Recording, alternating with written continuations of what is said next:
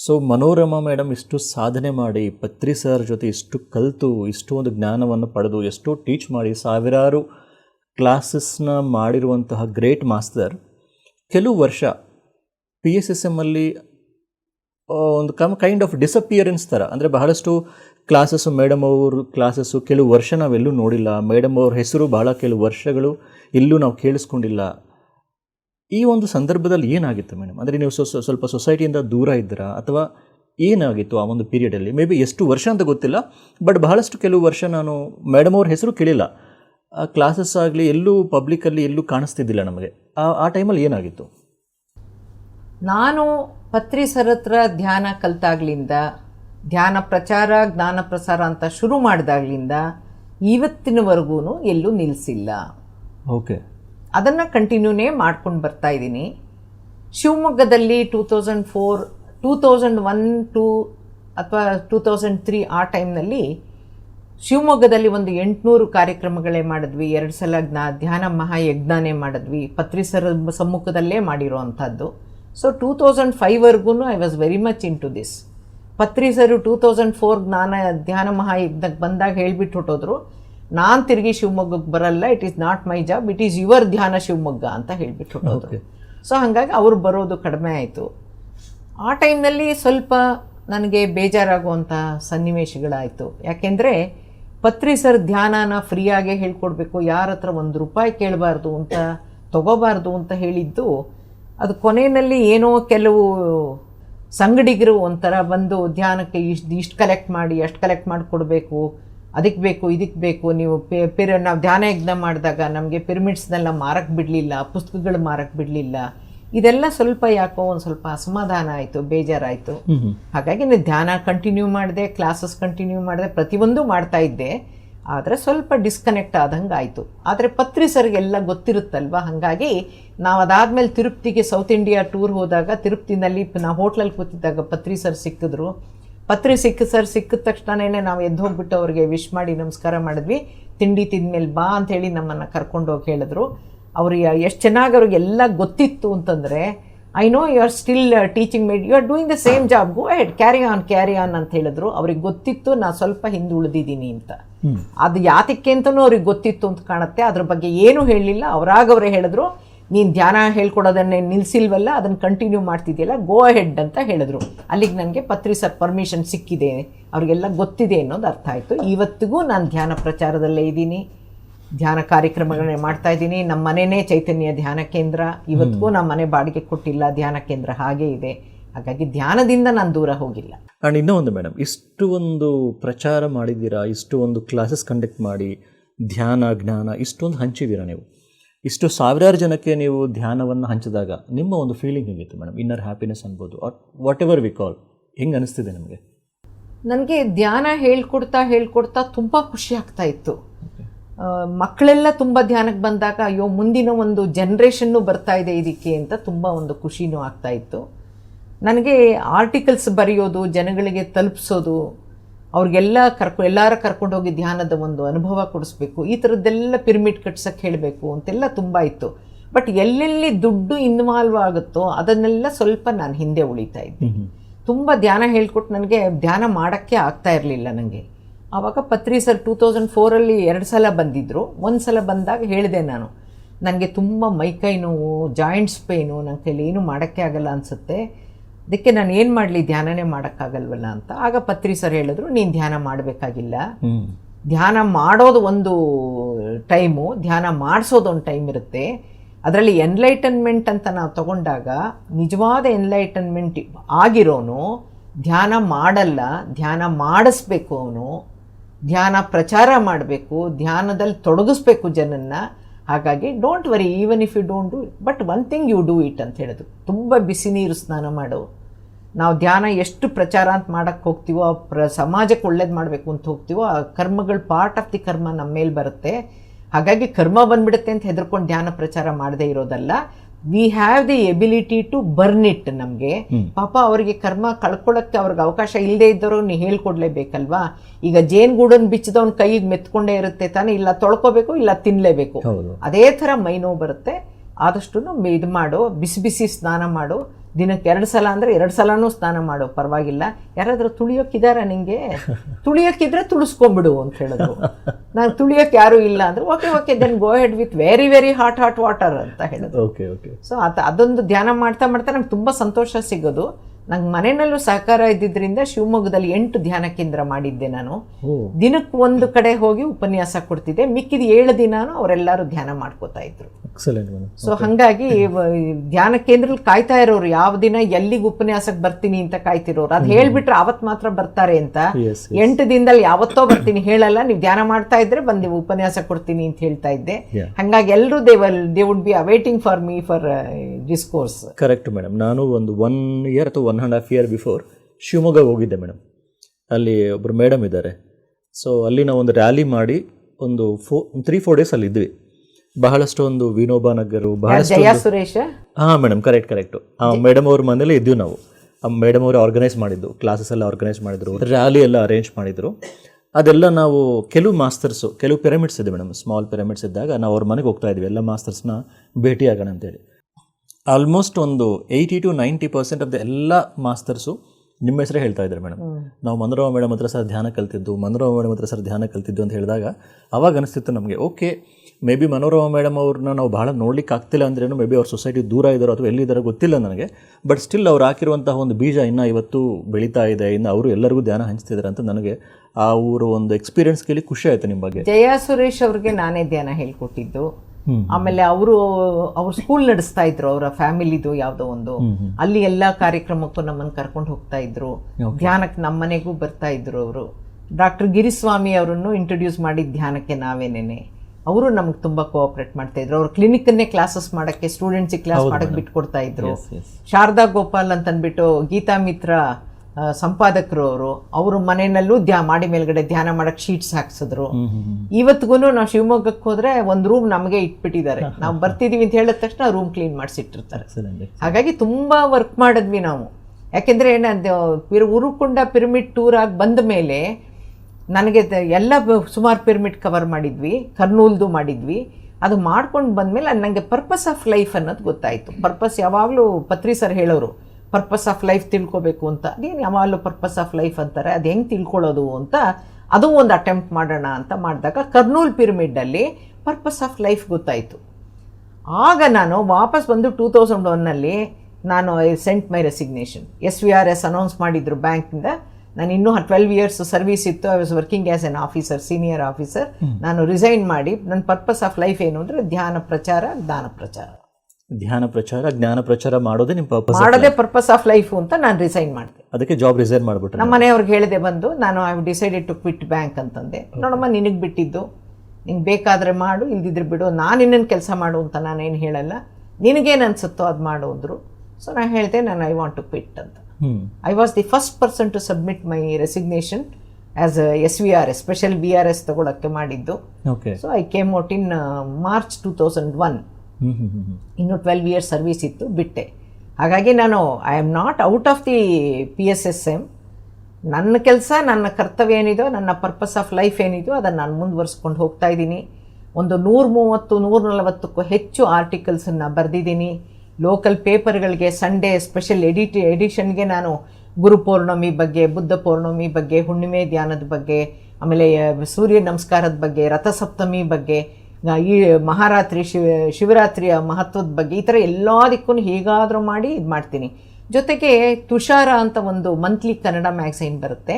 ಅದರಲ್ಲಿ ಜುಲೈಯ ಆಗಸ್ಟ್ ಸಂಚಿಕೆನೂ ಪ್ರತಿಯೊಂದು ಸ್ಪಿರಿಚುವಲ್ ಸಂಚಿಕೆ. ಅದಕ್ಕೆ ಸಬ್ಜೆಕ್ಟ್ ಅವರು ಜೂನ್ನಲ್ಲಿ ಅನೌನ್ಸ್ ಮಾಡ್ತಾರೆ. ಸೊ ಪ್ರತಿ ಜೂನ್ನಲ್ಲಿ ತುಷಾರ ತಗೊಂಡು ಆಧ್ಯಾತ್ಮದ ಏನು ಸಬ್ಜೆಕ್ಟ್ ಕೊಟ್ಟಿದ್ದಾರೆ ಅಂತ ತಗೊಂಡು ನಾನು ಆರ್ಟಿಕಲ್ ಬರೆದು ತುಷಾರಕ್ಕೆ ಪ್ರತಿ ವರ್ಷ ಕಳಿಸೋದು. ಒಂದು ಸಲನೂ ರಿಜೆಕ್ಟ್ ಆಗಿಲ್ಲ, ಅಷ್ಟು ಸಲ ಬಂದಿದೆ. ಹಾಗಾಗಿ ಕರ್ಮವೀರಾಗಿ ಬರೆದಿದ್ದೀನಿ. ಆಮೇಲೆ ಇದು ದೀಪಾವಳಿ ವಿಶೇಷಾಂಕಗಳು ಬರ್ತಿತ್ತಲ್ಲ, ಅಲ್ಲಿ ಧ್ಯಾನದಿಂದ ಆರೋಗ್ಯ ಹೇಗೆ ಅಂತ ಸ್ಪೆಷಲ್ ಎಡಿಷನ್ ಬರೆದಿದ್ದೀನಿ ನಾನು. ಈ ಥರ ಸುಮಾರು ಆರ್ಟಿಕಲ್ಸ್ ಬರೆದು ನಾನು ನನ್ನ ಕೆಲಸನೇ ಜ್ಞಾನ ಹಂಚೋದು ಅಂತ ಮಾಡ್ಕೊಂಡು ಬಂದಿದ್ದೀನಿ ಸರ್. ಸೊ ನೀವು ಆರ್ಟಿಕಲ್ಸ್ ಎಷ್ಟೋ ಒಂದು ಪಬ್ಲಿಷ್ ಮಾಡಿದ್ದೀರಾ, ಬೇರೆ ಬೇರೆ ಮ್ಯಾಗಝಿನ್ಸಲ್ಲಿ, ನ್ಯೂಸ್ ಪೇಪರ್ಸ್ ಎಲ್ಲ ಬಂದಿದೆ. ಸೊ ಇದ್ರ ಜೊತೆಗೆ ನೀವು ಬುಕ್ಸ್ ಏನಾದರೂ ಬರೆದಿದ್ದಾರೆ ಮೇಡಮ್? ಸ್ವತಃ ನೀವೇ ಬುಕ್ಸ್ ಬರೆದು ಹೌದು, ಖಂಡಿತ ಬರೆದಿದ್ದೀನಿ. ಫಸ್ಟ್ ಧ್ಯಾನನ ವಿದ್ಯಾರ್ಥಿಗಳಿಗೆ ಇಂಟ್ರೊಡ್ಯೂಸ್ ಮಾಡಬೇಕು ಅಂತ ಆನಾಪಾನಸತಿ ಧ್ಯಾನ ವಿದ್ಯಾರ್ಥಿಗಳಿಗೆ ವರದಾನ ಅಂತ ಒಂದು ಪ್ಯಾಂಫ್ಲೆಟ್ ಮಾಡಿದೆ. ಪ್ಯಾಂಫ್ಲೆಟ್ ಮಾಡಿ ಪ್ರತಿ ಸ್ಕೂಲ್ಗೂ ಹೋಗಿ ಕ್ಲಾಸ್ ಮಾಡಿದಾಗ ಎಲ್ರಿಗೂ ಒಂದೊಂದು ಪ್ಯಾಂಫ್ಲೆಟ್ ಕೊಡೋದು. ಆ ಥರ ಮಾಡಿ ಜನಗಳು ಯಾರೇ ನನ್ನ ಕ್ಲಾಸಸ್ಗೆ ಸ್ಟಡಿ ಟೆಕ್ನಿಕ್ಸು, ಲರ್ನಿಂಗ್ ಸ್ಕಿಲ್ಸು ಅದಕ್ಕೆಲ್ಲ ಬಂದರೆ ಅವ್ರಿಗೆಲ್ಲ 10 ನಿಮಿಷ ಧ್ಯಾನ ಮಾಡ್ಸೋಕ್ಕೆ ಶುರು ಮಾಡಿದೆ. ಆಮೇಲೆ ಆ ಮಕ್ಕಳು ಕೂಡ ಇಂಪ್ರೂವ್ ಆಗೋಕ್ಕೆ ಶುರು ಮಾಡಿದ್ರು. ಆಮೇಲೆ ಹ್ಯಾಂಡ್ ರೈಟಿಂಗ್ ಕ್ಲಾಸಸ್ ಮಾಡ್ತಾಯಿದ್ದೆ, ಕ್ಯಾಲಿಗ್ರಫಿ ಕ್ಲಾಸಸ್ ಮಾಡ್ತಾಯಿದ್ದೆ. ನನ್ನ ಹ್ಯಾಂಡ್ ರೈಟಿಂಗ್ ತುಂಬ ಚೆನ್ನಾಗಿದೆ. ಸೊ ಹಾಗಾಗಿ ಆ ಕ್ಲಾಸಸ್ ಎಲ್ಲ ಮಾಡ್ತಾ ಅದು ಯಾರು ಯಾವ ಕ್ಲಾಸಿಗೆ ಬಂದ್ರೂ ಅವ್ರಿಗೆ ಧ್ಯಾನ ಮಾಡಿಸೋದು. ಮತ್ತು ಸ್ಕೂಲ್ಗಳಿಗೆ ಹೋಗ್ಬಿಟ್ಟು ನಾನು ಧ್ಯಾನ ಹೇಳ್ಕೊಡ್ತೀನಿ ಅಂದರೆ ಧ್ಯಾನ ಅದೇ ಕಣ್ಮುಚ್ಕೊಳ್ಳೋದಲ್ವಾ, ಅಯ್ಯೋ ಬೇಡಿ ಮೇಡಮ್ ಯಾರಿಗೂ ಇಂಟ್ರೆಸ್ಟ್ ಇಲ್ಲ ಅಂತ ಎನ್ಕರೇಜೇ ಮಾಡ್ತಾ ಇರಲಿಲ್ಲ ಸ್ಕೂಲ್ಸಲ್ಲಿ. ಕೊನೆಗೆ ನಾನೇನು ಮಾಡಿದೆ, ಕಾನ್ಸಂಟ್ರೇಷನ್ನು ಮೆಮೊರಿ ಜಾಸ್ತಿ ಆಗುತ್ತೆ ಮಕ್ಕಳಿಗೆ, ಬಿಹೇವಿಯರಲ್ ಚೇಂಜಸ್ ಆಗುತ್ತೆ, ರಿಫಾರ್ಮೇಷನ್ ಆಗುತ್ತೆ ಅಂತ ಒಂದು ಲೆಟರ್ ಮಾಡ್ಕೊಂಡು ಎಲ್ಲರಿಗೂ ತೊಗೊಂಡೋಗಿ ಕೊಟ್ಟು ನೀವು ಯಾರು ಏನು ಕೊಡಬೇಕಾಗಿಲ್ಲ, please give me an opportunity to enlighten the children ಅಂತ ಮಾತ್ರ ಕೊಡ್ತಾ ಹೋದೆ. ಅವರೆಲ್ಲರೂ ಫ್ರೀ ಅಲ್ವಾ, ಅವಳಿಗೇನು ಕೊಡಬೇಕಿಲ್ವಲ್ಲ ಅಂತ ನಮ್ಮ ಸ್ಕೂಲಿಗೆ ಬನ್ನಿ ಅಂತ ಕರೆದು ಎಲ್ಲ ಮಾಡಿಸ್ತಾರೆ. ಆವಾಗ ಕನ್ನಡದಲ್ಲಿ ವಿದ್ಯಾರ್ಥಿಗಳಿಗಾಗಿ ಸರಳ ಅಧ್ಯಯನ ತಂತ್ರಗಳು ಅಂತ ಸ್ಟಡಿ ಟೆಕ್ನಿಕ್ಸ್ ಬಗ್ಗೆ ಒಂದು ಬುಕ್ ಬರೆದೆ. ಅದು ಬಿಡುಗಡೆ DDPI ಅವರಿಂದ ಬಿಡುಗಡೆ ಮಾಡಿಸಿದೆ ಶಿವಮೊಗ್ಗದಲ್ಲಿ. ಆ ಬಿಡುಗಡೆ ಮಾಡಿಸಿದ ದಿವಸನೇ 800 ಪುಸ್ತಕ ಹೊಟ್ಟೋಯ್ತು. ಅಲ್ಲಿ ಹಾಲಲ್ಲಿ ಕುವೆಂಪು ರಂಗಮಂದಿರದಲ್ಲಿ ಬಿಡುಗಡೆ ಮಾಡಿದ್ದು. ಆವತ್ತೇ 800 ಬುಕ್ಸು ಸೇಲ್ ಆಗೋಯ್ತು. ಸರಿ, ತಕ್ಷಣ ಸೆಕೆಂಡ್ ಎಡಿಷನ್ ಅಂತ ಮಾಡಿಸ್ದೆ. ಆಮೇಲೆ ಎಲ್ಲರೂ ನೀವು ಇಂಗ್ಲೀಷಲ್ಲಿ ಮಾಡಬೇಕು, ನಮ್ಮ ಮಕ್ಕಳೆಲ್ಲ ಕಾನ್ವೆಂಟಲ್ಲಿ ಓದ್ತಾರೆ. ಸರಿ, ಇಂಗ್ಲೀಷಲ್ಲಿ ಅದನ್ನು ಬರೆದೆ. ಅದನ್ನು ಪತ್ರಿ ಸರ್ ಹತ್ರ ಶಿವಮೊಗ್ಗದಲ್ಲಿ ಮಾಡಿಸಿದ್ದೀನಿ, ಹುಬ್ಳಿನಲ್ಲಿ ಮಾಡಿಸಿದ್ದೀನಿ, ಮೈಸೂರಲ್ಲಿ ಜಗನ್ಮೋಹನ ಪ್ಯಾಲೇಸಲ್ಲಿ ಮಾಡಿಸಿದ್ದೀನಿ, ಬೆಂಗಳೂರಿನಲ್ಲಿ ADA ರಂಗಮಂದಿರದಲ್ಲಿ ಮಾಡಿಸಿದ್ದೀನಿ. ಈ ಥರ ಎಷ್ಟು ಕಡೆಗೆ ನಾವು ಹೋಗಿ ಪುಸ್ತಕಗಳನ್ನ ಬಿಡುಗಡೆ ಮಾಡೋದು. ಅದೇ ಥರ ಕೈಲಾಸ ಮಾನಸ ಸರೋವರ ಯಾತ್ರೆಗೆ ಹೋಗಿ ಬಂದಮೇಲೆ ಅದಕ್ಕೆ ಆ ಒಂದು ಕೈಲಾಸ ಪರ್ವತದ ಬಗ್ಗೆ ಆ ಹಿಸ್ಟಾರಿಕಲ್ಲಾಗಿ ಏನಿದೆಯೋ ಅದು, ಸ್ಪಿರಿಚುವಲ್ಲಾಗಿ ಏನಿದೆಯೋ ಅದೆಲ್ಲ ಕವರ್ ಮಾಡಿ ಕೈಲಾಸ ಮಾನಸ ಸರೋವರ ಯಾತ್ರೆ ಅಂತ ಒಂದು ಪುಸ್ತಕ ಬರೆದು, ನಾವು ಏನೇನು ಅಲ್ಲಿಗೆ ಹೋಗಿ ಬಂದ ಮೇಲೆ ನಮ್ಗೆ ಏನು ಕಷ್ಟ ಆಯಿತು ಏನಾಯಿತು ಅದನ್ನು ಪರಿಹಾರ ಮಾಡ್ಕೊಳ್ಳೋಕೆ ಏನು ಮಾಡ್ಕೋಬೇಕು ಅಂತ ಅವ್ರಿಗೊಂದು ಟೂರ್ಗೆ ಪ್ಯಾಕಿಂಗ್ ಏನು ಮಾಡ್ಕೊಳ್ಳೋದು ಅದರಿಂದನೂ ಕೊಟ್ಟೆ. ಆಮೇಲೆ ಯಾವ ಮಾತ್ರೆ ತೊಗೊಂಡು ಹೋಗಬೇಕು, ಅಕ್ಲಮಟೈಸೇಷನ್ ಅಂದರೆ ಏನು ಅಂತ ಅದೆಲ್ಲ ಸರಿ ಬರದೆ ಅದನ್ನೇ ಯಾರ್ಯಾರು ಕೈಲಾಸ ಮಾನಸ ಸರೋವರಕ್ಕೆ ಕರ್ಕೊಂಡು ಹೋಗ್ತಾ ಇದ್ರು ಅವರೆಲ್ಲ ನನ್ನ ಹತ್ರ 100 ಪುಸ್ತಕ 50 ಪುಸ್ತಕ ತರಿಸ್ಕೋತಾ ಇದ್ರು. ಅದಾದಮೇಲೆ ನಾವು ಅದು ವಿಡಿಯೋ ಎಲ್ಲ ನಾವು ಮಾಡ್ಕೊಂಬಂದಿದ್ದರಿಂದ ನಾವು ಅದನ್ನು ಆಡಿಯೋ ವಿಡಿಯೋ ಇರೋವಂಥ ಒಂದು ಕ್ಯಾಸೆಟನ್ನು CD ಬಿಡುಗಡೆ ಮಾಡಿ ಅದನ್ನು ಕುವೆಂಪು ರಂಗಮಂದಿರದಲ್ಲಿ ಫ್ರೀಯಾಗಿ ಕೈಲಾಸ ನೋಡೋಕ್ಕೆ ಅವಕಾಶ ಮಾಡಿಕೊಟ್ವಿ. ನಾವು ದೊಡ್ಡ ಒಂದು ವಿಡಿಯೋ ಪ್ರೊಜೆಕ್ಟರ್ ಹಾಕಿ ದೊಡ್ಡ ಸ್ಕ್ರೀನಲ್ಲಿ ಎಲ್ರಿಗೂ, ಆವತ್ತು ಕೂಡ ಹಾಲು ಫುಲ್ಲಾಗಿ. ಆವಾಗ ಮತ್ತು ಇವರು ನಮ್ಮ ನಾವಿಕಾ ಪೇಪರ್ನವರು, ನೀವು ಏನೇ ಮಾಡಿದ್ರು ಫಸ್ಟ್ ನೀವು ಆರ್ಟಿಕಲ್ ಕೊಡಿ, ಕೈಲಾಸ ತೀರ್ಥ ನಾನು ಆಮೇಲೆ ಬಂದು ತೊಗೊಂಡು ಹೋಗ್ತೀನಿ ಅಂತ ಹೇಳೋರು. ಅದೇ ಥರ ಪಿರಮಿಡ್ ಟೂರ್ ಹೋದ್ವಿ, ಅದನ್ನು ಒಂದು ಪ್ರವಾಸ ಕಥನ ಅಂತ ಬರೆದ್ವಿ. ಅದಾದಮೇಲೆ ಹರಿದಾಸ ಸಾಹಿತ್ಯ ಅಕಾಡೆಮಿ ಅಂತ ಬೆಂಗಳೂರಿನಲ್ಲಿ ಒಂದಿದೆ, ಅವರು ಸ್ಪಿರಿಚುವಲ್ ಕಾಂಪಿಟೇಷನ್ಸ್ ಎಲ್ಲ ಮಾಡ್ತಾ ಇರೋರು. ಅದರಲ್ಲಿ ಆತ್ಮ ನಿಜಾನ ಸತ್ಯವೇ ಸುಳ್ಳೆ ಅಂತ ಒಂದು ಸಬ್ಜೆಕ್ಟ್ ಇತ್ತು. ಆಮೇಲೆ ಪುನರ್ಜನ್ಮ ಅನ್ನೋದ್ರ ಒಂದು ಬಗ್ಗೆ ಇತ್ತು. ಸೊ ಆ ಟೈಮ್ನಲ್ಲಿ ನಾನೇನು ಮಾಡಿದೆ, 2 ಸಬ್ಜೆಕ್ಟ್ಗೂ ಆರ್ಟಿಕಲ್ ಬರೆದೆ. ಸುಮಾರು ಒಂದು 40 ಪೇಜ್ನಷ್ಟು ಆರ್ಟಿಕಲ್ ಬರೆದ್ಬಿಟ್ಟು ಅವ್ರಿಗೆ ಕಳಿಸ್ದೆ. ಅದು ಅಕ್ಸೆಪ್ಟ್ ಆಯಿತು. ಅಂದರೆ ಅಲ್ಲಿ ಪ್ರೆಸೆಂಟ್ ಮಾಡೋದಕ್ಕೆ ಯಾರ್ಯಾರ್ದು ಅಕ್ಸೆಪ್ಟ್ ಆಗುತ್ತೆ ಅಂತ ಮಾಡಿದ್ರು, ನಂದು ಅಕ್ಸೆಪ್ಟ್ ಆಯಿತು.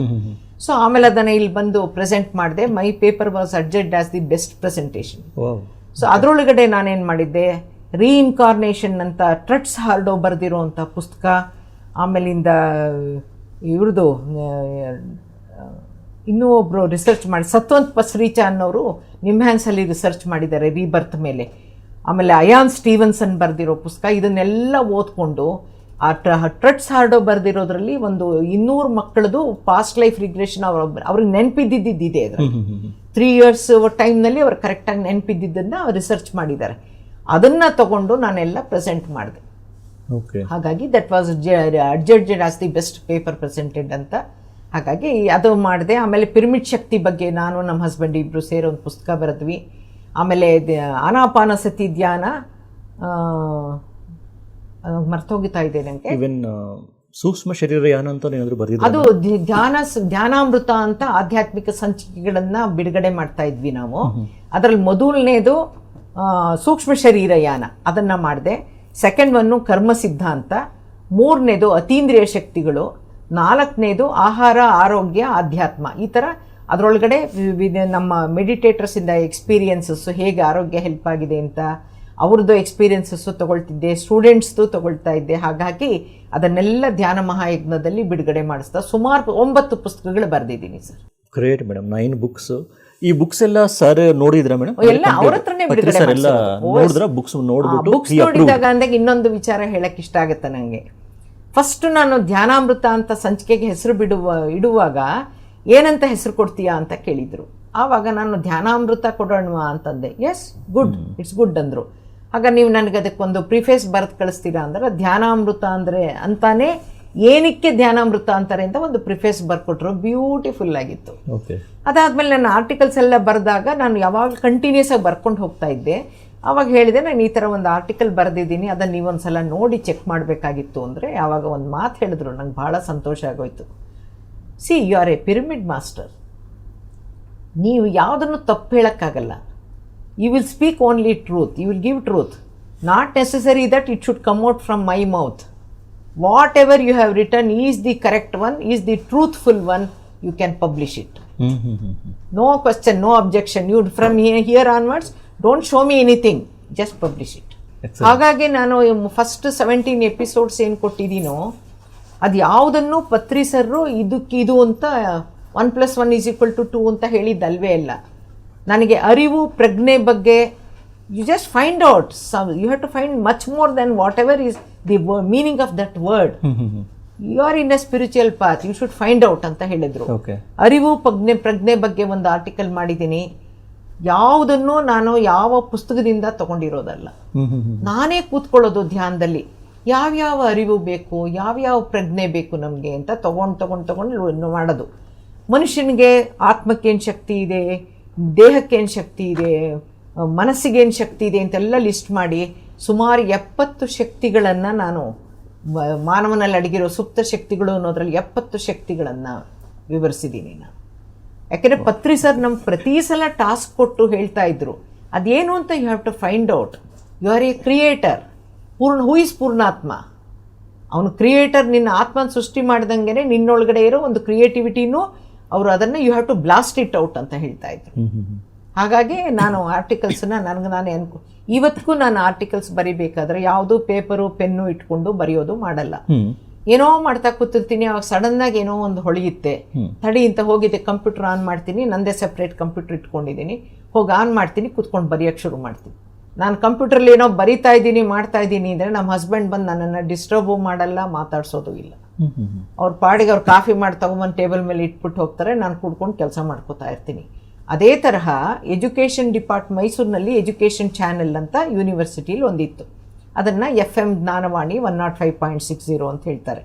ಅದರೊಳಗಡೆ ವಿದ್ಯಾರ್ಥಿಗಳಿಗೋಸ್ಕರವಾಗಿ 30 ಎಪಿಸೋಡ್ಸನ್ನು ನಾನು ಉಪನ್ಯಾಸ ಕೊಟ್ಟಿದ್ದೀನಿ. ಆ ಎಪಿಸೋಡ್ಸ್ನ ಜ್ಞಾನವಾಣಿಯವರು ಬೆಳಗ್ಗೆ ಅರ್ಧ ಗಂಟೆ, ಸಾಯಂಕಾಲ ಅರ್ಧ ಗಂಟೆ ಥರ 30 ಜನವರಿ 1ಗೆ ಶುರುವಾದರೆ 31ಗೆ ಮುಗಿಯುತ್ತೆ. ಆ ಥರ ಬೆಳಗ್ಗೆ ಸಾಯಂಕಾಲ ಹಾಕಿ 6 ಸಲ ರಿಪೀಟ್ ಮಾಡಿದ್ದಾರೆ ನನ್ನ ಉಪನ್ಯಾಸಗಳನ್ನು. ಎಕ್ಸಲೆಂಟ್. ಓಕೆ. ಅದಕ್ಕೆ ಒಂದು 1800-900 ಅಪ್ರಿಸಿಯೇಷನ್ ಲೆಟರ್ಸ್ ಬಂದಿದೆ. ನನಗಂತೂ ಎಷ್ಟೊಂದು ಫೋನ್ ಬಂದಿದೆಯೋ, ನಿಮ್ಮ ಒಂದು ಪ್ರೇರಕ ಉಪನ್ಯಾಸ ನೋಡಿ ನಾನು ಎಜುಕೇಷನ್ ಬಿಟ್ಬಿಟ್ಟಿದ್ದೆ, ಅದನ್ನು ಮತ್ತೆ ತಗೊಳ್ತಾ ಇದ್ದೀನಿ, ನಾನು ಮತ್ತೆ ಕಂಟಿನ್ಯೂ ಮಾಡಬೇಕು ಅಂತ ಡಿಸೈಡ್ ಮಾಡಿದ್ದೀನಿ. ನಿಮಗೆ ಅದೆಲ್ಲ ಬರೀ ಆಡಿಯೋ ಆಗಿದ್ದರಿಂದ ಕೆಲವರಂತೂ ನಿಮ್ಮನ್ನು ಒಂದ್ಸಲ ನೋಡಬೇಕು, ಬರಲ್ಲ ನಿಮ್ಮ ಮನೆಗೆ ಅಂತ ಕೂಡ ಕೇಳಿದ್ದಾರೆ. ಓಕೆ, ಅದು FM ಆಗಿರೋದ್ರಿಂದ ವಾಯ್ಸ್. ಹಾಗಾಗಿ that has created a great impact on students and education department. Wonderful madam. So ಒಂದು ಮೇ ಬಿ ಇನ್ PMCಯಲ್ಲಿ one more time we will focus mainly on the students madam. ಅವ್ರಿಗೆ ಧ್ಯಾನ ಅನ್ನೋದು ಯಾವ ಥರ ಉಪಯೋಗ ಆಗುತ್ತೆ, ನೀವು ಹೇಳಿದಂಗೆ study techniques will cover few more episodes also on that topic. ನಾನು ವಿದ್ಯಾರ್ಥಿಗಳಿಗೆ 18 ಗುಣಲಕ್ಷಣಗಳು ಇರಬೇಕು ಅಂತ ನಾನೇ ಮಾಡಿರೋದು, ಅದು ಯಾರು ಹೇಳ್ಕೊಟ್ಟಿರೋದಲ್ಲ ನನಗೆ. ಆ 18 ಗುಣಲಕ್ಷಣಗಳ ಬಗ್ಗೆ ಏಕಾಗ್ರತೆ ಯಾಕೆ ಇರಬೇಕು, ಪರೀಕ್ಷೆ ಭಯ ಯಾವಾಗಿರುತ್ತೆ, ಅದನ್ನ ಹೋಗ್ಲಾಡಿಸ್ಕೊಳ್ಳೋದು ಹೇಗೆ, ಬಯಸಿದಷ್ಟು ಅಂಕಗಳನ್ನು ತಗೊಳ್ಳೋದು ಹೇಗೆ, ಆಮೇಲೆ ವಿದ್ಯಾರ್ಥಿಗಳ ಸಮಸ್ಯೆಗಳೇನು, ಈ ಥರ ನಾನೇ ಒಂದು 30 ಸಬ್ಜೆಕ್ಟ್ ಮಾಡ್ಕೊಂಡು 30 ಸಬ್ಜೆಕ್ಟ್ ಪ್ರೆಸೆಂಟ್ ಮಾಡಿದ್ದೀನಿ. Wonderful madam. ನೀವು ಹೇಳಿದ್ರಲ್ಲ ಮೇಡಮ್ ಲಾಸ್ಟು ಒಂದು ಹೋಟೆಲಲ್ಲಿ ಪತ್ರಿಜಿ ನಾವು ಮೀಟ್ ಆದಿವಿ ಆಫ್ಟರ್ ಇಯರ್ಸ್ ಅಂತ, ಯಾವ ಒಂದು ವರ್ಷ ಮೇಡಮ್ ಅದು?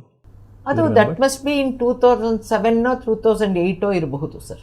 ಓಕೆ, ಸೊ 2007 ಆರ್ 2008 ನೀವು ಪತ್ರಿಜಿ ಅವ್ರನ್ನ ಭೇಟಿ ಆದ್ರಿ ಅಂದರೆ ಆಫ್ಟರ್ ಫ್ಯೂ ಇಯರ್ಸ್ ನೀವು ಧ್ಯಾನ ಸಪ್ರೇಟಾಗಿ ಹೇಳ್ಕೊತಾ ಇದ್ರೇನು 2007 ಆದಮೇಲೆ ನೀವು ಪತ್ರಿ ಸರ್ನ ಮತ್ತೆ ಫಿಸಿಕಲ್ ಆಗಿ ಭೇಟಿ ಆದ್ರಿ. ಆಮೇಲೇನು ಮತ್ತೆ ನೀವು ಸರ್ನ ಭೇಟಿ ಆಗ್ತಿದ್ರೆ? ಇಲ್ಲ, ಭೇಟಿ ಆಗ್ತಿರ್ಲಿಲ್ಲ. ಅವರು 2020ನಲ್ಲಿ ಶಿವಮೊಗ್ಗಕ್ಕೆ ಬಂದಿದ್ರು. ಆವಾಗ ಡಾಕ್ಟರ್ ಗಿರಿಸ್ವಾಮಿ ಅವರು ಹೇಳಿದ್ರು ಪತ್ರಿ ಸರ್ ಬರ್ತಾ ಇದ್ದಾರೆ ಅಂತ. ಯಾವಾಗ ಅಂತ ಕೇಳಿದ್ವಿ. ಯಾವುದೋ ಇಟ್ ವಾಸ್ ಸಮ್ 5th ಅಂತ ಯಾವುದೋ ಡೇಟ್ ಹೇಳಿದ್ರು. ಅಯ್ಯೋ ಹಾಗ ನಂಗೆ ಅವತ್ತೇನು ಕಾರ್ಯಕ್ರಮ ಇಲ್ಲ, ಹಾಗ ನಾವು ಬರ್ಬೋದಾ ಅಂತ. ಅಯ್ಯೋ ಖಂಡಿತ ಬನ್ನಿ, ನಮ್ಮನೇಲೇ ಬಂದಿರ್ತಾ ಇದ್ದಾರೆ ಅಂದರು. ತಕ್ಷಣನೇ ವಿ ಪ್ಲ್ಯಾಂಡ್. ಆಮೇಲೆ ನಾನು ನಮ್ಮ ಹಸ್ಬೆಂಡು ಶಿವಮೊಗ್ಗಕ್ಕೆ ಹೋದ್ವಿ. ಹೋಗಿ ಅವರು ಪತ್ರಿ ಸರ್ ಬಂದ್ಬಿಟ್ಟು ಅವ್ರು ರೆಸ್ಟ್ ಮಾಡ್ಕೋತಾ ಇದ್ರು. ನಾವು ಮಧ್ಯಾಹ್ನ ಅವ್ರು ಮಲಗ್ತಾ ಇದ್ರಲ್ಲ, ಮಲಗಲಿ ಅವರು ಸ್ವಲ್ಪ ಹೊತ್ತದ್ದು ಬಿಟ್ಬಿಟ್ಟು ಆಮೇಲೆ ಅರೌಂಡ್ 4 o'clock ಹೊತ್ತಿಗೆ ಹೋಗ್ಬಿಟ್ಟು ಸುಮ್ಮನೆ ಹೀಗಂದ್ರೆ oh great, it's a bonus to me ಅಂತ ಕೈ ಹಿಡ್ಕೊಂಡು ಬಿಡ್ಲೇ ಇಲ್ಲ, ಅವರನ್ನು ತಬ್ಕೊಂಡು ಬಿಡ್ಲೇ ಇಲ್ಲ ಅವರು.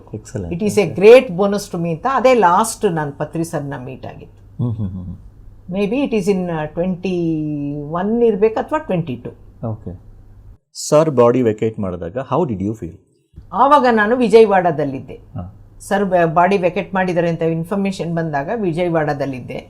ಆವಾಗ ನಮ್ಮ ಅಳಿಯ ಹೇಳಿದ್ರು ನಿಮಗೆ ಕರ್ಕೊಂಡು ಹೋಗಬೇಕು ಅಂದರೆ ನಾನು ಕರ್ಕೊಂಡು ಹೋಗ್ತೀನಿ ನಿಮಗೆ ಅಂತ.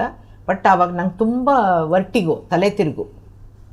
ನನಗೆ ಆವಾಗ ತುಂಬ ಹುಷಾರಿರಲಿಲ್ಲ ನನಗೆ. ಹಾಗಾಗಿ ನನಗೆ ಧೈರ್ಯ ಇಲ್ಲ, ಮತ್ತು ಸ್ವಲ್ಪ ಯೂರಿನ್ ಕಂಟ್ರೋಲ್ ಇಲ್ಲ, ಆ ಥರ ಪ್ರಾಬ್ಲಮ್ಸ್ ಎಲ್ಲ ಇದ್ದಿದ್ದರಿಂದ ನನಗೇ ಹೋಗೋಕ್ಕಾಗಲಿಲ್ಲ. ಪಾಪ ನಮ್ಮ ಅಳಿಯ ಕೇಳಿದ್ರು ನಿಮ್ಮ ಗುರುಗಳು ಅಂತ ನೀವು ಎಷ್ಟೊಂದು ಫಾಲೋ ಮಾಡೋಕೆ ತುಂಬ ತಡೆಯೋಕ್ಕಾಗದೆ ಅಳು ಬಂದುಬಿಡ್ತು ನಂಗೆ ಒಂಥರ. ಒಬ್ಬ ನನಗೆ ಗೈಡ್ ಇದ್ದವ್ರು ಹೋಗ್ಬಿಟ್ರಲ್ಲ ಅಂತ. ಅವಾಗ ಕರ್ಕೊಂಡು ಹೋಗ್ತೀನಿ ಅಂತ ಹೇಳಿದ್ರು. ನನಗೆ ಧೈರ್ಯ ಇರಲಿಲ್ಲ. ನಮ್ಮ ಹಸ್ಬೆಂಡು ಇಲ್ಲಮ್ಮ ವಿ ಕಾಂಟ್ ವೆಂಚರ್ ಇಟ್ಟಂದರು. ಆದರೆ ಆ ಟೈಮ್ನಲ್ಲಿ ಭದ್ರಾವತಿಯಿಂದ ಇವರು ವಸಂತ ಮೇಡಮ್ಮು ಅವರೆಲ್ಲರೂ ಕಾಂಟ್ಯಾಕ್ಟ್ ಮಾಡಿ ನಿಮ್ಮ ಪತ್ರಿಜಿಯವ್ರ ಜೊತೆ ಯಾವ ಥರ ಜೀವನ ಇತ್ತು ನಿಮ್ಮದು ಅನ್ನೋದನ್ನು ನಮಗೊಂಚೂರು ನಿಮ್ಮ ಅನುಭವನ ಹಂಚ್ಕೊಳ್ಳಿ ಅಂತ ಕೇಳಿದ್ರು. ಅಲ್ಲಿಂದನೇ ಝೂಮಲ್ಲಿ ನಾನು ಕಾಂಟ್ಯಾಕ್ಟ್ ಮಾಡಿ ಗೂಗಲ್ ಮೀಟಿಂದೆಲ್ಲ ನನ್ನ ಹತ್ರ ಮಾತಾಡ್ಸಿದ್ರು. ಸುಮಾರು ಜನ ನಂಗೆ ಫೋನ್ ಮಾಡಿದ್ರು, ಪತ್ರಿ ಸರ್ ಹೋಗ್ಬಿಟ್ರೆ ಗೊತ್ತಾಯ್ತಾ ಅಂತ. ಸೊ ಹಾಗೆ ನಂಗೆ ಗೊತ್ತಾಯ್ತಷ್ಟು ಹೋಗಿ ನನಗೆ ನೋಡೋಕ್ಕಾಗಲಿಲ್ಲ ನನಗೆ. ಬಟ್ ಸರ್ ಬಾಡಿ ವೆಕೇಟ್ ಮಾಡಿದ ಮೇಲೆ ಮೇಡಮ್ ಮತ್ತೆ ನಿಮ್ಮ ಆಸ್ಟ್ರಲ್ ಎಕ್ಸ್ಪೀರಿಯನ್ಸ್ ಆಗಿರ್ಬೋದು, ಥರ್ಡ್ ಐ ವಿಷನ್ಸ್ ಆಗಿರ್ಬೋದು, ಸರ್ ಏನಾದರೂ ಬಂದು ಮತ್ತೆ ನಿಮ್ಗೆ ಕಾಣಿಸಿರೋದಾಗಲಿ, ಡ್ರೀಮ್ಸಲ್ಲಾಗಲಿ, ಮೆಡಿಟೇಷನ್ ಆಗಲಿ, ಆ ಥರ ಏನಾದರೂ ಎಕ್ಸ್ಪೀರಿಯನ್ಸ್ ಆಗಿದೆಯಾ? ಆ ಥರ ಇದಕ್ಕಿಂತ ನನಗೊಂದೇ ಒಂದು ಸಲ ಧ್ಯಾನ ಮಾಡ್ತಾ ಇದ್ದೆ ನಾನು ರಾತ್ರಿ. ಆಗ ನೌ ಯು ಟೇಕ್ ಓವರ್ ಅಂತ ನನಗೆ ಪತ್ರಿ ಸರ್ದೊಂದು ಹೇಳಿದ್ದು ಕೇಳಿಸ್ತು ನನಗೆ. ನೌ ಯು ಟೇಕ್ ಓವರ್ ಅಷ್ಟೇ, ಇನ್ನೇನು ಹೇಳಿಲ್ಲ. ಓಕೆ. ಆವಾಗ ನನಗನ್ನಿಸ್ತು ನಾನು ಸ್ವಲ್ಪ ಆ್ಯಕ್ಟಿವಿಟೀಸ್ ಕಡಿಮೆ ಮಾಡಿರೋದ್ರಿಂದ ಹಾಗೆ ಹೇಳ್ತೆ. ಯಾಕಂದರೆ ಪೇಸ್ ಮೇಕರ್ ಹಾಕಿದ್ದಾರೆ ನನಗೆ ಹಾರ್ಟದು. ಅಲ್ಲಿ ಕೋಮಾ ಕೊಟ್ಟೋಗಿದ್ದಲ್ಲ ನಾನು 23ನಲ್ಲಿ ಟ್ರಿವೆಂಡ್ರಮಲ್ಲಿ. ಅದಾದಮೇಲೆ ಸ್ವಲ್ಪ ಆ್ಯಕ್ಟಿವಿಟೀಸ್ ಕಡಿಮೆ ಮಾಡಿಕೊಂಡೆ ನಾನು. 1 ವರ್ಷ ಏನೂ ಮಾಡೋಕ್ಕೆ ಹೋಗಲಿಲ್ಲ ನಾನು, because I wanted to recover from that. ಆ ಟೈಮ್ನಲ್ಲಿ ನಾನು ಏನೂ ಮಾಡಿದೆ ಸುಮ್ಮನಿದ್ದಾಗ, ಧ್ಯಾನ ಕೂತಿದ್ದಾಗ ನನಗೆ ಇವಾಗ ಥರ್ಡ್ ಡೇ ಎಕ್ಸ್ಪೀರಿಯನ್ಸಸ್ ಎಲ್ಲ ಏನೂ ಆಗಲ್ಲ. ಅಷ್ಟು ಲಾಂಗ್ ಮೆಡಿಟೇಷನ್ನು ನಂಗೆ ಮಾಡೋಕ್ಕಾಗಲ್ಲ. ನನಗೆ ರೈಟಿಂಗು ಓದೋದ್ರಲ್ಲಿ ಆಸಕ್ತಿ ಜಾಸ್ತಿ ಇದೆಯೇ ಹೊರತು ಧ್ಯಾನ ಮಾಡೋಕ್ಕೆ ನನಗೆ ತೊಡಗಿಸ್ಕೊಳಕ್ಕಾಗ್ತಾ ಇಲ್ಲ. ನಾನು ಅದ್ರ ಬಗ್ಗೆ ಐ ಹ್ಯಾವ್ ನೋ ರಿಪೆಂಟೆನ್ಸ್. ನನ್ನ ಕೈಲಿ ಏನು ಮಾಡಬೇಕು ಅದು ನಮ್ಮ ಪರ್ಪಸ್ ಆಫ್ ಲೈಫ್ ಸರ್ವ್ ಆಗ್ತಾ ಇದೆಯಲ್ಲ, I am very happy with that. ಆ ಟೈಮ್ನಲ್ಲಿ ಒಂದೇ ಒಂದು ಸಲ ಇಷ್ಟೇ ಬಂದಿದ್ದು ನನಗೆ, ನೌ ಯು ಟೇಕ್ ಓವರ್ ಅಂತ ಪತ್ರಿಜಿಯವ್ರ ಮುಖ ಫ್ಲ್ಯಾಶ್ ಆಗಿ ಹೊರಟೋಯ್ತು ಅಷ್ಟೆ. ಅಷ್ಟಾದ್ಮೇಲೆ ನನಗೇನು ಅನುಭವ ಆಗಿಲ್ಲ. ಓಕೆ. ಆ ಒಂದು ಮೆಸೇಜಿಂದ ನಿಮ್ಗಿನ್ನ ಡೀಪ್ ಆಗಿ ಇನ್ನು ಏನೆಲ್ಲ ನಿಮ್ಗೆ ಅನಿಸ್ತು ಮೇಡಮ್ ಸರ್ ಆ ಮೆಸೇಜ್ ಹೇಳಿದಾಗ? ನಾವು ಯು ಟೇಕ್ ಓವರ್ ಅಂದರೆ ನೀವು ಹೇಳಿದ್ರೆ ಒಂದು ಆಕ್ಟಿವಿಟೀಸನ್ನು ನಾನು ಅದಕ್ಕೆ ಸರಿಯಾಗಿ ಏನಾಯಿತು ಅಂದರೆ PMC ಅವ್ರು ಕಾಂಟ್ಯಾಕ್ಟ್ ಮಾಡಿದ್ರು, ಪಿರಮಿಡ್ ಕಾಲ್ ಸರ್ವೀಸಸ್ನವ್ರು ಕಾಂಟ್ಯಾಕ್ಟ್ ಮಾಡಿದ್ರು. ಆವಾಗ ನಾನು ಕರ್ಮ ಸಿದ್ಧಾಂತ ಅನ್ನೋದು 9 ಸೀರೀಸ್ ಆಫ್ ಉಪನ್ಯಾಸ ಅನಿತಾ ಮೇಡಮ್ ಕೇಳಿದ್ರು ಅಂತ ಕೊಟ್ಟೆ ನಾನು. ಅಲ್ಲಿಂದ ಶುರುವಾಯಿತು. ಆಮೇಲೆ ಹಿರಿಯೂರಿನವರು ಎಲ್ಲರೂ ಒಬ್ಬೊಬ್ಬರೇ ಬಳ್ಳಾರಿಯವರು ಎಲ್ಲರೂ ಕಾಂಟ್ಯಾಕ್ಟ್ ಮಾಡಿದ್ರೆ, ಓ ಪತ್ರಿ ಸರ್ ಟೇಕ್ ಓವರ್ ಅನ್ನೋಕ್ಕೂ ಇವರು ಇಲ್ಲಿಂದ ಎಲ್ಲ ಕ್ಲಾಸಸ್ ಮಾಡಿದ್ರೆ ನಾನು ಮಾಡೋಕ್ಕಾಗಲ್ಲ ಅಂತ ಹೇಳೋದು ಹೇಗೆ? ಅದು ಅಲ್ಲದೆ I am not worst with computer operations. ಹಾಗಾಗಿ ಝೂಮ್ ಒಂಚೂರು ರೆಡಿಯಾಗಿದ್ದೀನಿ ಇವಾಗ ಅಷ್ಟೇ, ಬಿಟ್ಟರೆ ನಂಗೆ ಬರೀ ಟೈಪ್ ಮಾಡು ಸೇವ್ ಮಾಡು ಅಷ್ಟೇ ನಂಗೆ ಗೊತ್ತಿರೋ, ತುಂಬ ಏನೂ ಗೊತ್ತಾಗಲ್ಲ ನಂಗೆ. ಹಾಗಾಗಿ ಅವೆಲ್ಲ ನನಗೆ ನಾನೇ ಒಂದು ಯೂಟ್ಯೂಬ್ ಚಾನೆಲ್ ಮಾಡೋದು ಅವೆಲ್ಲ ರೂಲ್ಡ್ ಔಟ್, ನನಗದೆಲ್ಲ ಇಲ್ಲ. ಹಾಗಾಗಿ ಎಲ್ಲರೂ ಕೇಳ್ತಾ ಇದ್ದಿದ್ದರಿಂದ ಮೇ ಬಿ ಪತ್ರಿ ಸರ್ ಅವ್ರಿಗೆ ಹೇಳ್ತಾ ಇರ್ಬೋದು ಕಾಂಟ್ಯಾಕ್ಟ್ ಮಾಡು ಅಂತ. ಯು ಟೇಕ್ ಓವರ್ ಅಂದಿದ್ದಾರೆ ಅಂದರೆ ನಾನು ಮಾಡಬೇಕೇನೋ ಅಂತ ನಾನು I have started doing it. ಈಗ ಅಬೌಟ್ 170 ಯೂಟ್ಯೂಬ್ ಎಪಿಸೋಡ್ಸ್ ಇದೆ ನಂದೀಗ. Wonderful madam. ಇವನ್ ಭಾಳಷ್ಟು ಮಾಸ್ತರ್ಸು ಮೇಡಮ್, ಭಾಳಷ್ಟು ಒಂದು ಧ್ಯಾನಿಗಳಿಂದನೂ ಫೀಡ್ಬ್ಯಾಕು ಕೇಳಿದ್ದೀವಿ ನಾವು. ನೀವು ಒಂದು ಸಲ ಮತ್ತು ಝೂಮಲ್ಲಿ ಬಂದಾಗ ಅಥವಾ PMCಯಲ್ಲಿ ಬಂದಾಗ people are feeling happy. Manorama madam ಅವ್ರು ಮತ್ತೆ ನಾವು ನೋಡ್ತಾ ಇದ್ದೀವಿ, ಅವರು ಒಂದು ಕ್ಲಾಸಸ್ ಕೇಳ್ತಾ ಇದ್ದೀವಿ ಅಂತ few people express to me also. So ಅದೊಂದು ಖುಷಿ ವಿಚಾರ. ನೀವು ಮತ್ತೆ ನಿಮ್ಮ ಒಂದು ವಿಸ್ಡಮ್ನ ಮತ್ತೆ ಶೇರ್ ಮಾಡ್ಕೊತಾ ಇರೋದು. ಆ್ಯಂಡ್ ನಾವು ನೋಡ್ತಿದ್ದೀವಲ್ಲ ಮೇಡಮ್, ಎರಡು ಮೂರು ಸಲ ನೀವು PMCಗೆ ಬಂದಾಗ ಎಷ್ಟು ಸಿಸ್ಟಮೆಟಿಕ್ ಆಗಿ ನೀವೆಲ್ಲ ಆ ಒಂದು ಟಾಪಿಕ್ಸ್ನೆಲ್ಲ ಲಿಸ್ಟ್ ಔಟ್ ಮಾಡ್ಕೊಂಬರ್ತೀರಾ, ಎಷ್ಟು ಕ್ರಿಸ್ಪ್ ಆ್ಯಂಡ್ ಕ್ಲಿಯರ್ ಆಗಿ ನೀವು ಎಕ್ಸ್ಪ್ಲೇನ್ ಮಾಡ್ತಾ ಹೋಗ್ತಿದ್ದೀರಾ. Beautiful madam, and very impressed with your work. ಎಷ್ಟು ಚೆನ್ನಾಗಿ ನೀವು ಮಾಡ್ಕೊಂಬರ್ತೀರ ಅಂದರೆ ವರ್ಕ್ಸು ರಿಯಲಿ ವೆರಿ ಇನ್ಸ್ಪೈರಿಂಗ್. ಈ ಏಜಲ್ಲಿ ನೀವು ಇಷ್ಟು ಸಿಸ್ಟಮೆಟಿಕ್ ಆಗಿ ಮಾಡೋದಿದೆಯಲ್ಲ, that is really very inspiring madam. And one more question madam.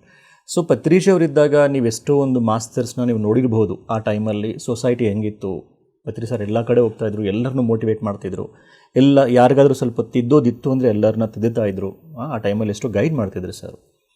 So ಪತ್ರಿ sir disappear ಆದಾಗ ಫಿಸಿಕಲಿ, ಪತ್ರಿ ಸರ್ ಬಾಡಿ ಬಿಟ್ಟಾಗ ನಮ್ಮ ಒಂದು ಸೊಸೈಟಿಯಲ್ಲಿ ನೀವೇನಾದರೂ ಚೇಂಜಸ್ ಅಬ್ಸರ್ವ್ ಮಾಡ್ತಾ ಇದ್ದೀರಾ? ನನಗೇನು ಅನ್ನಿಸ್ತಾ ಇದೆ ಈಗ ಅಂದರೆ, ಪತ್ರಿ ಸರ್ ಇದ್ದಾಗ ನಾವು ವಾಲಂಟಿಯರ್ಸು ಅಥವಾ ಮಾಸ್ಟರ್ಸು ಅಂತ ನಾವೇನು ತಗೊಂಡು ಆ್ಯಕ್ಟಿವಿಟಿ ಅಂತ ಮಾಡ್ತಾ ಇದ್ದೀವೋ ಅದರ 100 ಪಟ್ಟು ಜಾಸ್ತಿ ಆಗಿದೆ. ಈಗ ಪ್ರಚಾರನೂ ಜಾಸ್ತಿ ಆಗಿದೆ. ಅವರು ಎಷ್ಟು ಮಾಸ್ಟರ್ಸ್ನ ರೆಡಿ ಮಾಡಿಬಿಟ್ಟು ಹೋಗಿದ್ದಾರೆ ಅಂತಂದರೆ, ಯಾರ್ಯಾರಿಗೆ ಸ್ಟೇಜ್ ಫಿಯರ್ ಇತ್ತೋ, ಯಾವ ಸ್ಟೇಜು ಇಲ್ಲ, ಫಿಯರು ಇಲ್ಲ, every person is coming out happily. ಬಂದು ನನ್ನ ಎಕ್ಸ್ಪೀರಿಯನ್ಸು, ಧ್ಯಾನಾನುಭವ ಅಂತ ಹೇಳ್ಕೊತಾ ಇದ್ದಾರೆ. ಜನಗಳಿಗೆ ಇನ್ಫ್ಲೂಯೆನ್ಸ್ ಕ್ರಿಯೇಟ್ ಮಾಡ್ತಾ ಇದ್ದಾರೆ, ಇಂಪ್ಯಾಕ್ಟ್ ಕ್ರಿಯೇಟ್ ಮಾಡ್ತಾ ಇದ್ದಾರೆ. ಹಾಗಾಗಿ ಪತ್ರಿ ಸರ್ ದೇಹದಲ್ಲಿ ಇಲ್ಲ ಅನ್ನೋದಷ್ಟೇ ಬಿಟ್ಟು, he is in the energy form, light ಫಾರ್ಮಲ್ಲಿ ಏನಿದ್ದಾರೋ, he is doing a great wonderful job. Worldly ಪೂರ್ತಿ ಮಾಡ್ತಾ ಇದ್ದಾರೆ. ಓಕೆ. ಹಾಗಾಗಿ ಈಗ ಅವರ ಒಂದು ಪವರ್ ಏನಿತ್ತು ಅದನ್ನು ಇಲ್ಲೆಲ್ಲ ಫೌಂಡೇಶನ್ ಹಾಕೋದ್ರು. ಈಗ ಅಲ್ಲಿಂದ ಬಹಳ ಚೆನ್ನಾಗಿ ಎಲ್ಲರನ್ನೂ ಗೈಡ್ ಮಾಡ್ತಾ ಇದ್ದಾರೆ. Number of activities are more, number of YouTube channels ಜಾಸ್ತಿ ಆಗ್ತಾ ಇದೆ, ಮಾಸ್ಟರ್ಸ್ ಜಾಸ್ತಿ ಆಗ್ತಾ ಇದ್ದಾರೆ, ಬುಕ್ಸ್ ಜಾಸ್ತಿ ಪ್ರಿಂಟ್ ಆಗ್ತಾ ಇದೆ. ಹಾಗಾಗಿ ತುಂಬ ಚೆನ್ನಾಗಿ ಬರ್ತಾ ಇದೆ. ಅದು ಅಲ್ಲದೆ ಧ್ಯಾನ ಕಸ್ತೂರಿ ತುಂಬ ಚೆನ್ನಾಗಿ ಬರ್ತಾ ಇದೆ. ಎಸ್ ಮೇಡಮ್, ಧ್ಯಾನ ಕಸ್ತೂರಿ ಬಗ್ಗೆ ಹೇಳಿ ಮೇಡಮ್. ನಾನು ಮುಂಚೆ ಸ್ಪಿರಿಚುವಲ್ ಇಂಡಿಯಾ ಅಂತ ಮಾಡಿದ್ರು, ಆ ಮ್ಯಾಗಝೈನ್ಸ್ ತರಿಸ್ತಾ ಇದ್ದೆ ನಾನು ಅದನ್ನು ಕನ್ನಡದ ಆವಾಗ ಧ್ಯಾನ ಕಸ್ತೂರಿ ಅಂತ ಆವಾಗ ಶುರುವಾಗಿತ್ತೋ ಇಲ್ವೋ ನನಗೆ ಗೊತ್ತಿಲ್ಲ. ಧ್ಯಾನ ಕರ್ನಾಟಕ ಅಂತ ಒಂದಷ್ಟು ಸೀರೀಸ್ ನಾವು ತಂದ್ವಿ. ಅದಾದಮೇಲೆ ಅದು ಬೇರೆಯವ್ರು ಯಾರೋ ತೊಗೊಂಡ್ರು ಅಂತ ಗೊತ್ತಾದ್ಮೇಲೆ ನಾನು ಅದನ್ನು ಮಾಡೋದು ಬಿಟ್ಬಿಟ್ಟೆ. ನನಗೆ ಎಡಿಟಿಂಗ್ ಬರ್ತಾಯಿತ್ತು ಫಸ್ಟು, ಆಮೇಲೆ ಅವರೇ ಮಾಡ್ಕೊಳ್ಳೋಕೆ ಶುರು ಮಾಡಿದ್ರು. ನನಗೆ ಗೊತ್ತಾದ ಮೇಲೆ ಬರ್ತಾಯಿದೆ ಅಂತ ಧ್ಯಾನ ಕಸ್ತೂರಿ ನಾನು ತರಿಸ್ತಾ ಇದ್ದೀನಿ.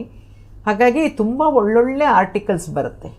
ಆ ಇಂಗ್ಲೀಷಲ್ಲಿ ಬರೋದನ್ನು ನಾವು ಓದಿ ತಕ್ಷಣ ಕನ್ನಡಕ್ಕೆ ಟ್ರಾನ್ಸ್ಲೇಟ್ ಮಾಡೋದಿಲ್ಲ, ಇಟ್ ವಿಲ್ ಟೇಕ್ ಟೈಮ್. ಈಗಾದರೆ ಗೂಗಲ್ ಟ್ರಾನ್ಸ್ಲೇಟರ್ ಬಂದಿದೆ, ಅದೆಲ್ಲ ಒಂದು ಸ್ವಲ್ಪ ಏನೋ ಹೆಲ್ಪ್ ತೊಗೋಬೋದು.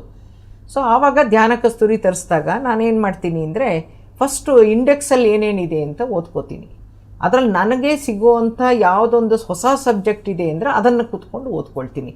ಧ್ಯಾನ ಕಸ್ತೂರಿ ಬಂದರೆ ಒಂದು ಸಲ ಫುಲ್ ಓದ್ಬಿಟ್ಟು ಮುಗಿಸೇ ಹೋಗೋದು. ನಾನು ಆ ಲಲಿತಾ ಸಹಸ್ರನಾಮದ್ದು, ಕಗ್ಗದು, ಇವ್ರದ್ದು DV ಗುಂಡಪ್ಪನವ್ರದ್ದು, ಅವ್ರದ್ದೆಲ್ಲ ನಾನು ಫಸ್ಟು ನೋಡೋಕ್ಕೆ ಹೋಗಲ್ಲ ಯಾವುದೂ. ನಾನು ಫಸ್ಟು ಪತ್ರಿಜಿ ಅವ್ರದ್ದು ಸಂಪಾದಕೀಯ ಓದ್ತೀನಿ. ನಾನು ಓದೋದು ಹಾಗೆ, ಸಂಪಾದಕೀಯ ಓದೋದ ತಕ್ಷಣ ಆ ಮ್ಯಾಗಝೈನಲ್ಲಿ ಏನೇನಿದೆ ಅನ್ನೋದು ಇಂಟೆನ್ಷನ್ ಬಂದುಬಿಡುತ್ತೆ, ಅದನ್ನು ಓದ್ತೀನಿ. ಆಮೇಲೆ ಇವರು ಡಾಕ್ಟರ್ದು ಒಂದು ಇದು ಬರುತ್ತೆ, ಡಾಕ್ಟರ್ ಗೋವಿಂದರಾಜ್ ಒಂದು ಆರ್ಟಿಕಲ್ ಮಾತ್ರ ಪ್ರತಿಯೊಂದರಲ್ಲೂ ನಾನು ಓದ್ತೀನಿ. It is simply beautiful. Patri sir ಏನು ಕಾನ್ಸೆಪ್ಟ್ ಇದೆಯೋ ಅದನ್ನು ತುಂಬ ಚೆನ್ನಾಗಿ ವಿವರಣೆ ಮಾಡಿರ್ತಾರೆ. ಹಾಗಾಗಿ ಗೋವಿಂದರಾಜ್ ಅವರ ಆರ್ಟಿಕಲ್ ಓದ್ತೀನಿ. ಆಮೇಲಿಂದ ಪತ್ರಿಜಿ ವಾಣಿ ಅನ್ನೋದನ್ನು ಓದ್ತೀನಿ. ಈ ಥರ ಒಂದೊಂದೇ ಓದ್ಕೊಂಡು ಹೋಗಿ ನನ್ನ ಒಂದು ಲಲಿತಾ ಸಹಸ್ರನಾಮದ ಬರೋವರೆಗೂ ಮುಗಿಸ್ಬಿಟ್ಟೆ ಇಡೋದು. ಆವಾಗ ಒಂದು ಇಂಡೆಕ್ಸ್ ಮಾಡ್ಕೋತೀನಿ. ಈಗ ಧ್ಯಾನ ಅಂದರೆ ಅಂತ ನಿನ್ನೆ ಒಂದು ಉಪನ್ಯಾಸ ಕೊಟ್ಟೆ. ಅದರಲ್ಲಿ ಧ್ಯಾನದ ಬಗ್ಗೆ ಪತ್ರಿ ಸರೇ ಎಷ್ಟು ರೀತಿಯಲ್ಲಿ ಹೇಳಿದ್ದಾರೆ, ಏನೇನು ಹೇಳಿದ್ದಾರೆ, ಶಾಸ್ತ್ರಜ್ಞರು ಏನು ಹೇಳಿದ್ದಾರೆ ಅಂತ ಲಿಸ್ಟ್ ಮಾಡಿದೆ. ಆ ಥರ ನಾನು ಓದ್ತಾನೆ ಅದರಲ್ಲಿ ಮಾರ್ಕ್ ಮಾಡ್ಕೋತೀನಿ. ಧ್ಯಾನ, ಅರಿವು, ಪ್ರಜ್ಞೆ, ಯೋಗ, ಈ ಥರ ಪೆನ್ನಲ್ಲಿ ಬರೆದಿರ್ತೀನಿ. ನಾನು ಕಂಪ್ಯೂಟರ್ ಮುಂದೆ ಕೂತಾಗ ಇದನ್ನು ತಗೊಂಡು ಯೋಗದ ಫೋಲ್ಡರ್ ಓಪನ್ ಮಾಡ್ತೀನಿ. ಅದರಲ್ಲಿ ಯೋಗದಕ್ಕೇನಿದೆ ಅದಕ್ಕೆ ಆ್ಯಡ್ ಮಾಡಿರ್ತೀನಿ. ಧ್ಯಾನ ತಗೋತೀನಿ, ಧ್ಯಾನಕ್ಕೆ ಆ್ಯಡ್ ಮಾಡಿ, ಈ ಥರ ಆ್ಯಡ್ ಮಾಡಿ ಯಾವ ಧ್ಯಾನ ಕಸ್ತೂರಿ ಇದು ಅಂತಲೂ ಒಂದು ರಿಮಾರ್ಕ್ ಹಾಕ್ಕೋತೀನಿ. ಆ ಥರ ಮಾಡಿ ಆಧ್ಯಾತ್ಮಿಕತೆ ಅಂದರೆ ಪ್ರಾಪಂಚಿಕತೆ, ಆಧ್ಯಾತ್ಮಿಕತೆಗೆ ಏನೇನಿದೆ ಅನ್ನೋದನ್ನು ಎಷ್ಟು ವರ್ಷದಿಂದ ಪತ್ರಿ ಸರ್ ಎಷ್ಟು ಥರ ಹೇಳಿದಾರೋ ಅಷ್ಟನ್ನು ಇನ್ಕಾರ್ಪೊರೇಟ್ ಮಾಡಿ ಒಂದು ಆರ್ಟಿಕಲ್ ಮಾಡಿದ್ದೀನಿ. ಹಾಗಾಗಿ ಧ್ಯಾನ ಕಸ್ತೂರಿ ಅನ್ನೋದನ್ನು ಅನುಭವ ಇರುತ್ತೆ, ಪ್ರಶ್ನೋತ್ತರ ಸಂಚಿಕೆ ಇರುತ್ತೆ, ಪತ್ರಿಜಿ ವಾಣಿ ಇರುತ್ತೆ, ಸಂಪಾದಕೀಯ ಇರುತ್ತೆ, ಆಮೇಲಿಂದ ಇದ್ರದ್ದು ಸ್ವಾಧ್ಯಾಯದ್ದಿರುತ್ತೆ. ಹಾಗಾಗಿ ಯಾವ ಪುಸ್ತಕ ಓದಬೇಕು, ಏನು ಓದಬೇಕು ಅನ್ನೋದೆಲ್ಲ ಮಾಹಿತಿ ಇರೋದ್ರಿಂದ ಮತ್ತು ಸರಳವಾದ ಕನ್ನಡ ಭಾಷೆಯಲ್ಲಿ ಇರೋದ್ರಿಂದ ಯಾರಿಗೂ ಅರ್ಥ ಆಗಲ್ಲ ಅಂತ ಅನ್ನೋ ಥರ ಏನಿರಲ್ಲ. ಹಾಗಾಗಿ ಒಳ್ಳೆ ಜ್ಞಾನ ಪ್ರಸಾರ ಆಗ್ತಾಯಿದೆ. ತುಂಬ ಚೆನ್ನಾಗೆಲ್ಲರೂ, ನನಗಂತೂ ಬಹಳ ಆಸಕ್ತಿ ಇದೆ ಇದರಲ್ಲಿ. Okay, it's a beautiful magazine. Patri sir ಬಗ್ಗೆ ಇಷ್ಟೆಲ್ಲ ನಿಮ್ಮ ಜರ್ನಿ ಎಲ್ಲ ಹೇಳಿದ್ರಿ ಮೇಡಮ್. ಸರ್ ಜೊತೆ, ಪತ್ರಿ ಮೇಡಮ್ ಜೊತೆ ನಿಮ್ಗೇನಾದರೂ ಕೆಲವು ಅನುಭವಗಳಾದ್ವಿ ಆಗಲಿ ಅಥವಾ ಕೆಲವು ಕಮ್ಯುನಿಕೇಷನ್ ಕಾನ್ವರ್ಸೇಷನ್ಸ್ ಏನಾದರೂ ಇದೆಯಾ ಮೇಡಮ್? ಮೇಡಮ್ ಬಗ್ಗೆ ನೀವು ಏನು ಹೇಳಲಿಕ್ಕೆ ಇಷ್ಟಪಡ್ತೀರಾ? ನಾವು ಉರುಕೊಂಡ ಪಿರಮಿಡ್ಡಿಗೆ ಒಂದ್ಸಲ ನಮ್ಮ ಅಕ್ಕನ್ನ ಕರ್ಕೊಂಡು ನಮ್ಮ ಫ್ಯಾಮಿಲಿನ ಹೋಗಿದ್ವಿ. ಆವಾಗ ಪತ್ರಿ ಮೇಡಮ್ ಸಿಕ್ಕಿದ್ರು. ನಮ್ಗೆ ಅವ್ರು ಸಿಕ್ಕಿರೋದು ಕಡಿಮೆ. ಆದ್ರೂ ಫಸ್ಟ್ ನಾವು ಧ್ಯಾನಕ್ಕೆ ಇಂಟ್ರೊಡ್ಯೂಸ್ ಆದಾಗ ಆಂಧ್ರಕ್ಕೆ ಹೋಗ್ತಾ ಇದ್ದಾಗೆಲ್ಲ ಪತ್ರಿ ಮೇಡಮ್ ಸಿಗ್ತಾಯಿದ್ರು. ಅವ್ರ ಜೊತೆ ತುಂಬ ಒಡನಾಟ ಇಲ್ಲದೆ ಇದ್ದರೂ ಕೂಡ ಅವರೂ ಕೂಡ ನಮ್ಮಗಳ ಜೊತೆ ಇರ್ತಾ ಇದ್ದಿದ್ದರಿಂದ ಇವಾಗ ಅವರಿಗೆ ಒಂದು ಇಂಪಾರ್ಟೆನ್ಸ್ ಏನು ಕೊಡ್ತೀರೋ, ಅವರ ಒಂದು ಅಡ್ವೈಸಸ್ ತೊಗೊಳ್ತೀರೋ ಅಷ್ಟು ಫ್ರೀಯಾಗಿ ನಾವು ಆವಾಗಿರಲಿಲ್ಲ. ಮಾತ್ರ ನಮ್ಮ ಜೊತೆ ಅವರು ಸಹಜವಾಗೇ ಅವರು ನಮ್ಮ ಜೊತೆ ಎಲ್ಲ ಇರ್ತಾ ಇದ್ರು ಅನ್ನೋದು, ಅವರು ಫ್ರೆಂಡ್ಲಿ ಆಗಿದ್ದಾರೆ ಅನ್ನೋದು ಅಷ್ಟೇ ಗೊತ್ತಿರ್ತು. ಜ್ಞಾನ ಹಂಚಿಕೆ ಆಗಲಿ, ಅನುಭವ ಹಂಚಿಕೆ ಆ ಥರದ್ದೆಲ್ಲ ಇನ್ವಾಲ್ವ್ ಆಗಿ ತುಂಬ ನಾವೇನು ಮಾಡಿಲ್ಲ. ಬಟ್ ಅವ್ರ ಪರಿಚಯ ಇದೆ, ಅವ್ರಿಗೂ ನಮ್ಮ ಪರಿಚಯ ಇದೆ. ಮೈಸೂರಿನಲ್ಲಿ ಕಾವೇರಿ ಪಿರಮಿಡ್ಡು ಇನಾಗ್ರೇಷನ್ ಆದಾಗ ಪತ್ರಿ ಮೇಡಮ್ ಅವ್ರು ಬಂದಿದ್ದರು. ಆವಾಗ ನಾವು ಹೋಗಿದ್ವಿ, ಆ ಪೂರ್ತ ಜೊತೆಲೇ ಇದ್ವಿ. ಅಷ್ಟು ಆ ಪರಿಚಯ ಇದೆ. ನಾನು ಯಾರು ಅಂತ ಅವ್ರಿಗೆ ಗೊತ್ತಿದೆ, ಅವ್ರು ಯಾರು ಅಂತ ನನಗೆ ಗೊತ್ತಿದೆ. ತುಂಬ ಒಡನಾಟ ಕಡಿಮೆ ಅಂತ ಅನಿಸುತ್ತೆ. ಆಧ್ಯಾತ್ಮಿಕವಾಗಂತೂ ಏನು ಆ ಥರದ್ದು ಇರಲಿಲ್ಲ. ಆದರೆ ಅವರು ಆಧ್ಯಾತ್ಮಿ ಅನ್ನೋದು ನನಗೆ ಗೊತ್ತು. ಒಂದೇ ಒಂದು ಆರ್ಟಿಕಲಲ್ಲಿ ನಾನು ಓದಿದ್ದೆ, ಈ ಥರ ಆಧ್ಯಾತ್ಮಕ್ಕೆ ಬಂದು ಜವಾಬ್ದಾರಿನೇ ತಗೊಳ್ಳದೆ ನಾನು ಸಂಸಾರ ನಡೆಸೋದು ಹೇಗಪ್ಪ ಅಂತ ತುಂಬ ಕಷ್ಟ ಆಯಿತು ನನಗೆ ಅಂತ ಹೇಳಿದ್ದು ಒಂದು ಆರ್ಟಿಕಲ್ ಓದಿದ್ದೆ. ಆಗ ನಮ್ಮ ಹಸ್ಬೆಂಡು ಡೈರಿ ಕೆಲಸ ಅಂತ ಹೊರಟೋದಾಗ ನಾನು ಆವಾಗ ಆ ಸಿಚುವೇಶನಲ್ಲಿ ಅವ್ರಿಗೆ ಕಂಪೇರ್ ಮಾಡ್ಕೊಂಡಿದ್ದೆ. ಇವರು ಧ್ಯಾನ ಅಂತ ಹೋಗ್ತಾರೆ, ಇವರು ಡೈರಿ ಅಂತ ಹೋಗ್ತಾರೆ, ಒಟ್ಟಲ್ಲಿ ಆಧ್ಯಾತ್ಮ ಅಂತ ಅವ್ರು ಹೋದ್ರೆ ನಾವು ಮನೇಲೆಲ್ಲರೂ ಕಷ್ಟಪಡೋದೆ ಅನ್ನೋ ಥರ ಒಂದು ಕಂಪ್ಯಾರಿಸನ್ ಮಾಡಿಕೊಂಡು ಆ ಥರ ಒಂದು ಫೀಲಿಂಗ್ ಆಗಿತ್ತು. ಅಷ್ಟು ಬಿಟ್ಟರೆ ಮಿಕ್ಕಿದ್ದು ಯಾವುದೂ ಇಲ್ಲ. ಮೇಡಮ್, ಎಷ್ಟೋ ಒಂದು ನೀವು ಸಂಸ್ಥೆಗಳನ್ನು ನೋಡಿರ್ಬೋದು ನಿಮ್ಮ ಒಂದು ಜರ್ನಿಯಲ್ಲಿ. ಬಹಳಷ್ಟು ಒಂದು ಸ್ಪಿರಿಚುವಲ್ ಆರ್ಗನೈಸೇಷನ್ಸ್ ಇವಾಗ ಏನಾಗ್ತಾ ಇದೆ ಅಂದರೆ, ಮನುಷ್ಯನಿಗೆ ಇವಾಗ ಅಟ್ಲೀಸ್ಟು ತಿನ್ನೋಕೆ ಇರಲಿಕ್ಕೆ ಅಂತೂ ಏನೂ ಪ್ರಾಬ್ಲಮ್ ಇಲ್ಲ ಮೇಡಮ್. ಮೆಂಟಲ್ ಡಿಸಾರ್ಡರ್ಸ್ ಭಾಳ ಬರ್ತಾ ಇದೆ, ಡಿಪ್ರೆಷನ್ಗೆ ಹೋಗ್ತಾ ಇದ್ದಾರೆ ಜನ. ಸೊ ಕೆಲವು ಆಧ್ಯಾತ್ಮಿಕ ಸಂಸ್ಥೆಗಳು ಏನಾಗ್ತಿದೆ ಅಂದರೆ, ಸ್ವಲ್ಪ ಆ ಒಂದು ಮೆಂಟಲಿ ಪೀಸ್ ನೀವು ಅಚೀವ್ ಮಾಡ್ಬೋದು, ಆ ಸಮಾಧಾನ ಒಂದು ಸ್ಥಿತಿಯನ್ನು ನೀವು ಅಚೀವ್ ಮಾಡಬಹುದು ಅಂತ ಸ್ಪಿರಿಚುವಾಲಿಟಿ ಹೆಸರಿಟ್ಕೊಂಡು ಸ್ವಲ್ಪ ದುಡ್ಡು ಕಲೆಕ್ಟ್ ಮಾಡಿ it has become A business spirituality ಅಲ್ಲೂ. ಸೊ ಅಂಥ ಒಂದು ಸಂಸ್ಥೆಗಳನ್ನು ನೋಡಿದಾಗ, ನಮ್ಮ PSS ಮೂವ್ಮೆಂಟ್ ನೋಡಿದಾಗ ನಿಮ್ಗೇನು ಅನಿಸುತ್ತೆ ಮೇಡಮ್? ನನಗೇನಂತ ಅನಿಸುತ್ತೆ ಅಂದರೆ, ಈಗಿನ ಎಲ್ಲರ ಹತ್ರ ದುಡ್ಡಿದೆ, ಎಲ್ಲರೂ ಖರ್ಚು ಮಾಡೋಕ್ಕೆ ರೆಡಿ ಇದ್ದಾರೆ ತಮಗೆ ತಾವೇನೆ, ಎಂಟರ್ಟೈನ್ಮೆಂಟು ಎಂಜಾಯ್ಮೆಂಟು ಅಂತ. ಈ ಕರೋನಾ ಆದಮೇಲೆ ಎಲ್ರಿಗೂ ದುಡ್ಡನ್ನು ಉಳಿಸ್ಬೇಕು ಅಥವಾ ಸರಿಯಾದ ದಾರಿಲಿ ಖರ್ಚು ಮಾಡಬೇಕು ಈ ಥರದ್ದೆಲ್ಲ ಏನೂ ಇಲ್ಲ. ಬರೀ ಎಂಜಾಯ್ ಮಾಡಿಬಿಡ್ಬೇಕು. ಅದು ಬದುಕ್ತೀವೋ ಸಾಯ್ತೀವೋ ಗೊತ್ತಿಲ್ಲ, ಎಲ್ಲೋ ಭೂಕಂಪ ಆಯಿತು ನಾಳೆ ಇಲ್ಲೂ ಆಗ್ಬೋದು, ನಾವು ಯಾರಿಗೆ ಇಟ್ಟು ಏನು ಬರುತ್ತೆ ಎಲ್ಲ ಎಂಜಾಯ್ ಮಾಡಿಬಿಡೋಣ ಅನ್ನೋ ಥರ ಒಂದು ಆ್ಯಟಿಟ್ಯೂಡ್ ಜನಗಳಲ್ಲಿ ಬಂದಿದೆ. ಹಾಗಾಗಿ ಮತ್ತು ಅವ್ರಿಗೆಲ್ಲ ಹೇಗಾಗಿದೆ, ಏಕೆಂದರೆ ಎಲ್ಲರ ಕೈಯಲ್ಲೂ ತುಂಬ ದುಡ್ಡು ನೋಡೋದ್ರಿಂದ ಯಾವ್ದಾರೋ ಫ್ರೀ ಆಗಿದೆ ಅಂದರೆ ಅವ್ರಿಗೆ ಅದರಲ್ಲಿ ಏನೂ ಇಲ್ಲ ಅಂತ ಅನಿಸ್ತಾ ಇದೆ. ಫ್ರೀಯಾಗಿ ಧ್ಯಾನ ಕೊಡ್ತೀವಿ ಅಂತಂದರೆ ಯಾವುದು ಸುಮ್ಮನೆ ಉಸಿರು ನೋಡೋದು, ಅಲ್ಲೂ ನೋಡಿದೆ, ಅಲ್ಲೊಂದು ಪ್ಯಾಂಫ್ಲೆಟ್ ಬಿದ್ದಿತ್ತು ಸಿಕ್ಕಿತ್ತು ನನಗೆ, ಅಲ್ಲೊಂದು ಸಿಕ್ಕಿತ್ತು ಇಲ್ಲಿಂದ ಸಿಕ್ಕಿತ್ತು ಅಂತ ಹಗುರವಾಗಿ ತೊಗೊಳ್ತಾ ಇದ್ದಾರೆ. ಆದರೆ ಲೇಡೀಸ್ಗೆ ಸಂಸಾರ ನಡೆಸೋದು, ಸಂಸಾರ ತೂಗಿಸೋದು, ಮಕ್ಕಳನ್ನ ಮೇಂಟೈನ್ ಮಾಡೋದು, ಇದೆಲ್ಲ ಮಾಡುವಾಗ ಅವ್ರಿಗೆ ಏನು ಬೇಕು ಅಂತ ಅನ್ನಿಸ್ತಿದೆಯೋ ಅದು PSSMನಿಂದ ಸಿಗ್ತಾ ಇದೆ. ಯಾಕೆಂತಂದರೆ ಮನೆಯಿಂದ ಆಚೆ ಹೋಗೋದು ಅಂದರೆ, ಈಗ ನನ್ನ ಉದಾಹರಣೆ ತಗೊಳ್ಳೋದಾದರೆ, ನಾನು ಎಲ್ಲೂ ಒಬ್ಬಳೇ ಹೋಗೋಕ್ಕೆ ಕಾನ್ಫಿಡೆನ್ಸ್ ನನಗಿಲ್ಲ, ಕಡಿಮೆ. ಯಾಕೆಂದರೆ ಬ್ಯಾಲೆನ್ಸ್ ತಪ್ಪುತ್ತೆ ಅನ್ನೋದೊಂದಿರೋದ್ರಿಂದ ಕಾನ್ಫಿಡೆಂಟಾಗಿ ಮೂವ್ ಮಾಡೋಕ್ಕೆ. ವೆಹಿಕಲ್ ಓಡಿಸ್ತಾ ಇದ್ದೆ, ಕಾರ್ ಓಡಿಸ್ತಾ ಇದ್ದೆ, ಎಲ್ಲ ಬಿಟ್ಬಿಟ್ಟಿದ್ದೀನಿ. ಈಗ ನಂಗೆ ಎಲ್ಲಿ ಹೋಗಬೇಕಾದ್ರೂ ನಮ್ಮ ಹಸ್ಬೆಂಡೇ ಕರ್ಕೊಂಡು ಹೋಗಬೇಕು. ಜೊತೆಗೆ ನಾನೇ ಒಬ್ಬಳೇ, ನಮ್ಮ ಮನೆ ಹಿಂದ್ಗಡೆನೇ ಬ್ಯಾಂಕ್ ಇದೆ, ಲಾಕರ್ಗೆ ಹೋಗಿ ಬರ್ತೀನಿ ಅಂದರೆ ಇರಮ್ಮ ನಾನು ಬರ್ತೀನಿ ಅಂತಾರೆ. ಸೊ ಹಾಗಾಗಿ ಅಂಥ ಒಂದು ಸಿಚುವೇಶನಿಗೆ ಕರೋನಾ ಬಂದಮೇಲೆ ಬಂದಿರೋದ್ರಿಂದ ಎಲ್ಲ ಹೆಂಗಸ್ರಿಗೂ ಯಾರ ಮೇಲೂ ಡಿಪೆಂಡ್ ಆಗದೇನೆ ಎಲ್ಲರ ಕೈಯಲ್ಲೂ ಒಂದು ಸ್ಮಾರ್ಟ್ ಮೊಬೈಲ್ ಇರೋದ್ರಿಂದ ಎಲ್ರಿಗೂ ಯೂಟ್ಯೂಬ್ ನೋಡೋಕೆ ಗೊತ್ತಾಗಿದೆ. ಅವೆಲ್ಲ ಸಿಂಪಲ್ ಆಗಿರೋದ್ರಿಂದ ತುಂಬ ಜನ ladies they are taking the advantage of PSSM and all the ಈ ಒಂದು ಯೂಟ್ಯೂಬು, ಝೂಮು ಅದೆಲ್ಲಕ್ಕೂ ರೆಡಿಯಾಗಿದ್ದಾರೆ ಈಗ. ನನಗೆ ಈ ನಮ್ಮ ಯೂಟ್ಯೂಬ್ಗಳನ್ನು ನೋಡಿಬಿಟ್ಟು ಫೋನ್ ಬರುತ್ತಲ್ಲ, ನಿಮ್ಮದು ಯೂಟ್ಯೂಬ್ ನೋಡಿದೆ ರೀ ಧ್ಯಾನ ಅದರಿಂದನೇ ಮಾಡ್ತಾ ಇದೀನಿ ಸರಿ ಇದೆಯೇನ್ರಿ ನಾ ಮಾಡೋದು ಅಂತ ನಾರ್ತ್ ಕರ್ನಾಟಕದಿಂದನೇ ತುಂಬ ಬರೋದು ಫೋನು ನನಗೆ. ಓಕೆ.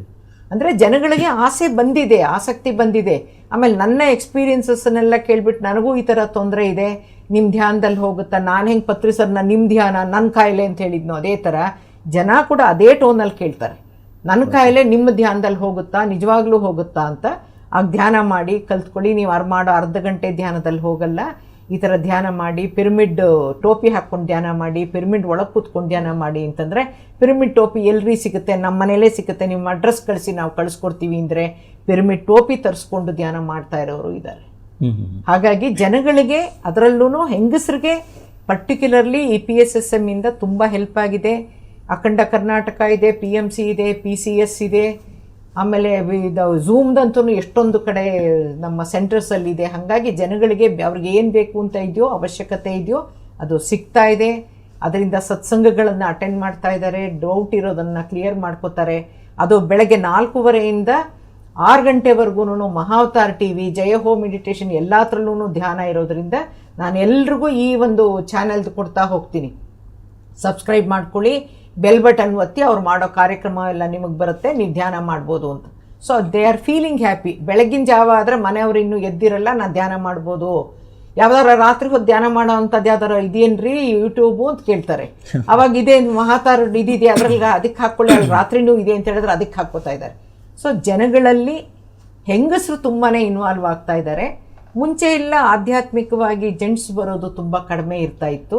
ಈಗ ಜೆಂಟ್ಸು ಕೂಡ ಅವ್ರಿಗೆ ಮಾನಿಟರಿನಲ್ಲಿ ಕಂಫರ್ಟಬಲ್ ಇದ್ದೀನಿ ಅಂತ ಅನ್ಸಿದ್ರು ಮೆಂಟಲಿ ಸ್ಟ್ರೆಸ್ಫುಲ್ಲಾಗಿ ಕಷ್ಟಪಡ್ತಾ ಇರೋದ್ರಿಂದ, ಆರೋಗ್ಯದ ತೊಂದರೆ ಬರ್ತಾ ಇರೋದ್ರಿಂದ ಅವರೂ ಕೂಡ ಧ್ಯಾನಕ್ಕೆ ಬರ್ತಾ ಇದ್ದಾರೆ. ಆದರೆ ಅದು ಕಡಿಮೆ. ಈಗಿನವರಲ್ಲಿ ಮೆಂಟಲ್ಲು, ಡಿಪ್ರೆಷನ್ನು ಇದೆಲ್ಲ ಯಾಕೆ ಆಗ್ತಾ ಇದೆ ಅಂತ ನಾನು ಅಂದ್ಕೊಂಡಿರೋದೇನು ಅಂದರೆ, many people are working for MNC. ಹಾಗಾಗಿ ಅವ್ರು ನಿದ್ದೆ ಮಾಡೋ ಟೈಮ್ನಲ್ಲಿ ನಾವು ಕೆಲಸ ಮಾಡಬೇಕು, ನಾವು ಕೆಲಸ ಮಾಡೋ ಟೈಮ್ನಲ್ಲಿ ಅವ್ರು ನಿದ್ದೆ ಮಾಡ್ತಾರೆ. ಹಾಗಾಗಿ ನಮ್ಮನ್ನು ಸೃಷ್ಟಿ ಮಾಡಿರೋ ಭಗವಂತ ನಾವಿರೋ ಜಾಗದಲ್ಲಿ ಯಾವಾಗ ಸೂರ್ಯೋದಯ ಆಗುತ್ತೋ, ಯಾವಾಗ ಚಂದ್ರೋದಯ ಆಗುತ್ತೋ, ಅದಕ್ಕೇ ನಾವೆಲ್ಲನೂ ಲೈಟ್ ಇದು ನಮ್ಮ ಬ್ರೈನ್ ಹೆಂಗೆ ಕೆಲಸ ಮಾಡುತ್ತೆ ಅಂದರೆ ಫೋಟೋ ಸೆನ್ಸಿಟಿವ್. ಅದು ಬೆಳಕಿಲ್ಲದೆ ಇರುವಾಗ ನಿದ್ದೆ ಮಾಡಬೇಕು ಅಂತ ನಾವು ಬೆಳಕು ಇಲ್ಲದೆ ಇರುವಾಗ ಲೈಟ್ ಹಾಕ್ಕೊಂಡು ಕಂಪ್ಯೂಟರ್ ಇಟ್ಕೊಂಡು ಕೆಲಸ ಮಾಡಿ ಒರಿಜಿನಲ್ ಆಗಿ ಪ್ರೋಗ್ರಾಮ್ ಏನು ಭಗವಂತ ನಮ್ಮನ್ನು ಮಾಡಿಸಿ ಆ ವಾತಾವರಣಕ್ಕೆ, ಆ ಜಾಗಕ್ಕೆ ಏನು ಬೇಕು ಅಂತ ಮಾಡಿಸಿದನೋ ದಟ್ ಈಸ್ ಗೆಟ್ಟಿಂಗ್ ಕರಪ್ಟೆಡ್. ಹಾಗಾಗಿಯೇ ಪರ್ಟಿಕ್ಯುಲರ್ಲಿ IT ಫೀಲ್ಡಲ್ಲಿ ಮಾಡೋರು, MNCಲಿ ಮಾಡೋರು ಎಲ್ರಿಗೂ ಸರಿಯಾದ ನಿದ್ದೆ ಇಲ್ಲ, ಸರಿಯಾದ ಟೈಮ್ಗೆ ಆಹಾರ ಇಲ್ಲ, ನೀರು ಕುಡಿಯಲ್ಲ, AC ಇರುತ್ತೆ. ಹಾಗಾಗಿ ಎಲ್ಲ ವಿರುದ್ಧವಾಗಿ, ಪ್ರಕೃತಿಗೆ ವಿರುದ್ಧವಾಗಿ ಮಾಡ್ತಾ ಇರೋದ್ರಿಂದ ಅವರೂ ಕೂಡ ಆರೋಗ್ಯದ ಸಮಸ್ಯೆ, ಮಾನಸಿಕ ಸಮಸ್ಯೆ, ಭಾವನಾತ್ಮಕ ಸಮಸ್ಯೆಗಳನ್ನು ಫೇಸ್ ಮಾಡ್ತಾ ಇದ್ದಾರೆ. ಹಾಗಾಗಿ ಅವ್ರುಗಳಿಗೂ ಕೂಡ ಧ್ಯಾನ ಬೇಕಾಗತ್ತೆ. ಅದಕ್ಕೆ ನನ್ನ ಹತ್ರ ಕೆಲವರು ಕಾಂಟ್ಯಾಕ್ಟ್ ಮಾಡಿದವ್ರನ್ನ ಹೇಳ್ತೀನಿ, ನೀವು ನಿದ್ದೆ ಮಾಡೋಕ್ಕಾಗಲ್ಲ ಅಂತ ತಾನೇ ನೀವು ಹೇಳೋದು, ಆ ನಿದ್ದೆ ಮಾಡೋ ಟೈಮ್ನಲ್ಲಿ ಧ್ಯಾನ ಮಾಡಿ ನೀವು, ಆವಾಗ ನಿಮ್ಗೆ ಈ ಥರ ಹಾರ್ಮ್ ಆಗಲ್ಲ ಅಂತ ಕೂಡ ನಾನು ಅಡ್ವೈಸ್ ಮಾಡ್ತಾ ಇದ್ದೀನಿ. ಪತ್ರಿಜಿ ಅವರು ಇನ್ನೊಂದು ಬಹಳಷ್ಟು ಒಂದು ಒತ್ತು ಕೊಟ್ಟು ಹೇಳಿರೋದು ಅಂದರೆ ವೆಜಿಟೇರಿಯನಿಸಮ್ ಬಗ್ಗೆ ಮೇಡಮ್. ಪ್ರಾಣಿ ಹಿಂಸೆ ಎಲ್ಲಿ ನಡಿಬಾರ್ದು, ಯಾವೊಂದು ಪ್ರಾಣಿ ಅನ್ನೋದು ಕೊಲ್ಲಬಾರ್ದು ಅಂತ ಒಂದು ಬಹಳಷ್ಟು ಒಂದು ಒತ್ತು ಕೊಟ್ಟು ಹೇಳಿದ್ದಾರೆ. ಬೇರೆ ಯಾವ ಸೊಸೈಟಿ ಮೇ ಬಿ ಇಷ್ಟು ಹೇಳಿಲ್ಲ ಅನಿಸುತ್ತೆ. ಅಂದರೆ ರೋಡ್ಗೆ ಬಂದು ರ್ಯಾಲಿಗಳನ್ನು ಮಾಡಿ ಇಷ್ಟು ರಿಗರಸ್ ಆಗಿ ಯಾವೊಂದು ಸಂಸ್ಥೆ ಮಾಡಿಲ್ಲ ಅಂತ ನನಗನ್ಸುತ್ತೆ ಮೇಡಮ್. ಸೊ ಈ ಒಂದು ರ್ಯಾಲೀಸು ಮಾಡೋದ್ರಿಂದ ಅಥವಾ ಈ ರ್ಯಾಲೀಸ್ ಎಲ್ಲ ನೋಡ್ತಾ ಇದ್ರೆ ನಿಮ್ಗೇನು ಅನಿಸುತ್ತೆ ಮೇಡಮ್?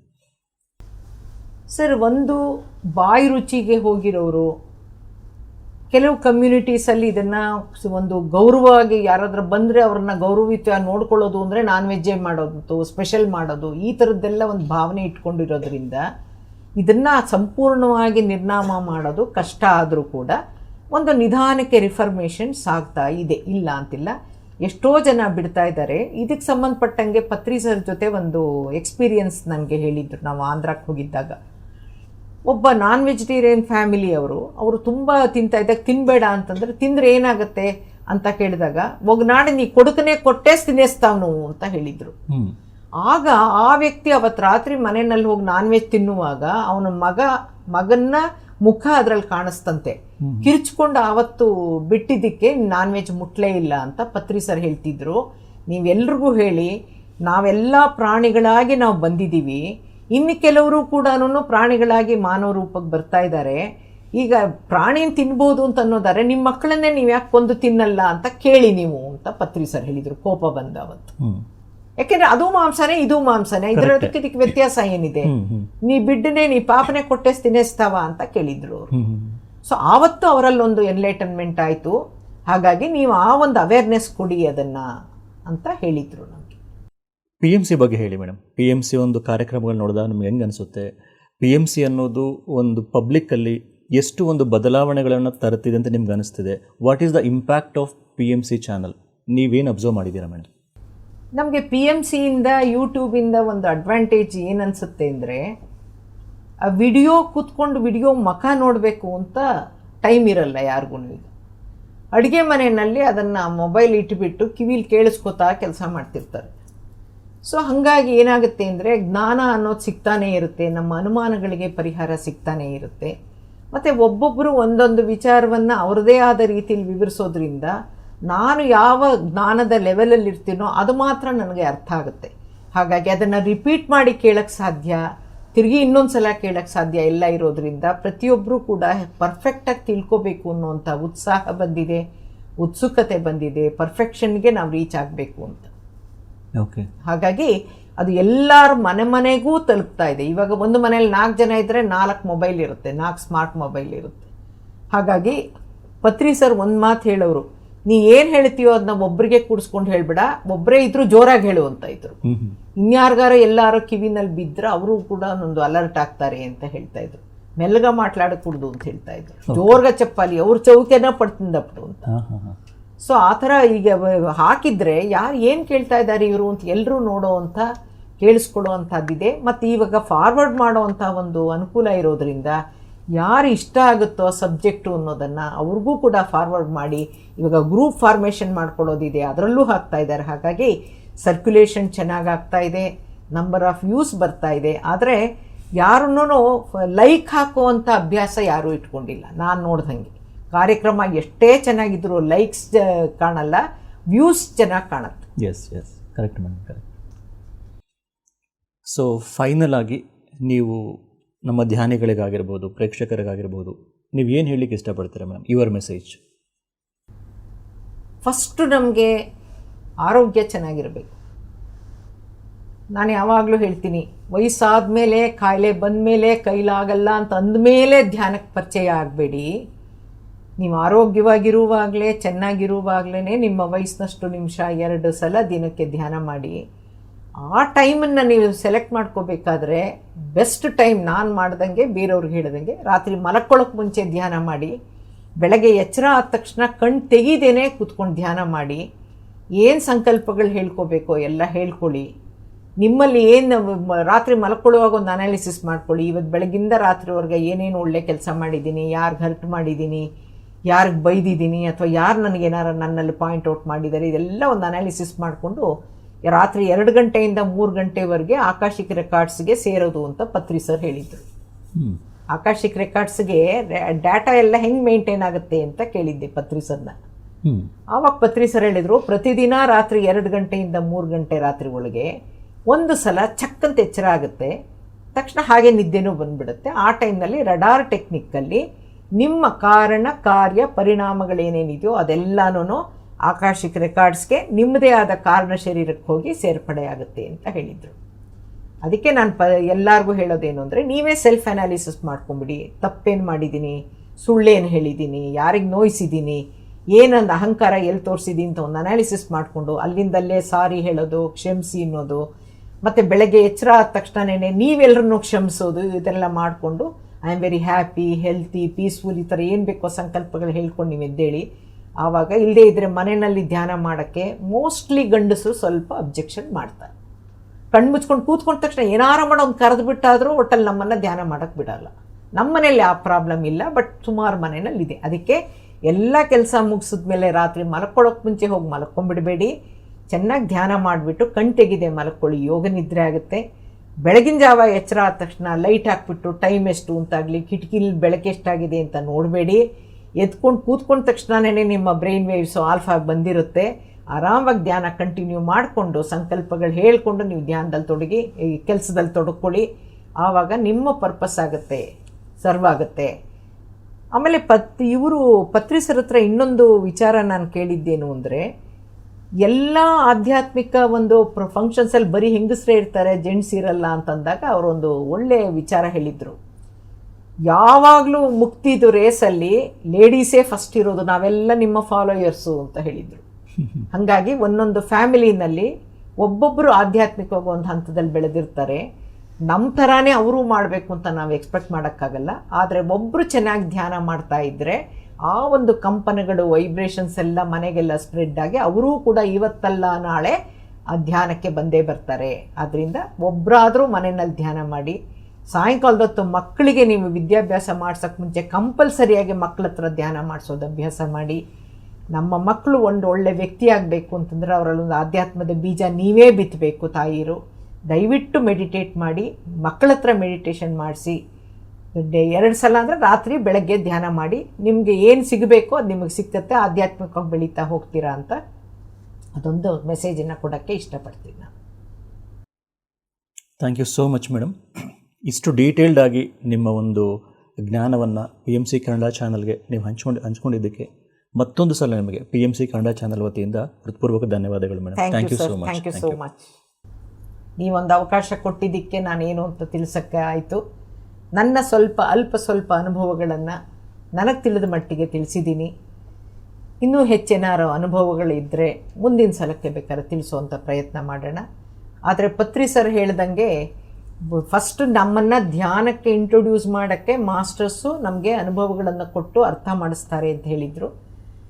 ನನಗೆ ಒಳ್ಳೊಳ್ಳೆ ಅನುಭವಗಳಾಗಿದೆ, ಬದಲಾವಣೆಗಳಾಗಿದೆ, ವಾಕಿನ್ ಆಗಿದೆ, ಆಸ್ಟ್ರಲ್ ಟ್ರಾವೆಲ್ ಆಗಿದೆ, 3 ಡೇ ಎಕ್ಸ್ಪೀರಿಯನ್ಸಸ್ ಇದೆ. ಇದೆಲ್ಲ ಆಗಿರೋದು ಕೂಡ ಒಂದು ಪವಾಡ ಥರ ಆಯಿತು, ಏನು ಅಂತ ಹೇಳೋಕ್ಕೆ ಗೊತ್ತಾಗಲ್ಲ. But still I am very happy with the meditation. I am very much thankful to Patri sir and very much thankful to PMC also. ನಿಮಗೂ ಕೂಡ ನಿಮ್ಮೆಲ್ರಿಗೂ ನಿಮ್ಮ ಸಹಕಾರಕ್ಕೆ, ಪ್ರೋತ್ಸಾಹಕ್ಕೆ ನಾನು ಕೃತಜ್ಞತಾಪೂರ್ವಕವಾಗಿ ಧನ್ಯವಾದಗಳನ್ನು ಅರ್ಪಿಸ್ತೀನಿ. Thank you sir. Thank you madam. Thank you so much. PMC Kannada channel ಅನ್ನು ಲೈಕ್ ಮಾಡಿ, ಶೇರ್ ಮಾಡಿ, ಸಬ್ಸ್ಕ್ರೈಬ್ ಮಾಡಿ ಮತ್ತು ಮಾಡಿಸಿ. ಎಲ್ಲರಿಗೂ ಧನ್ಯವಾದಗಳು.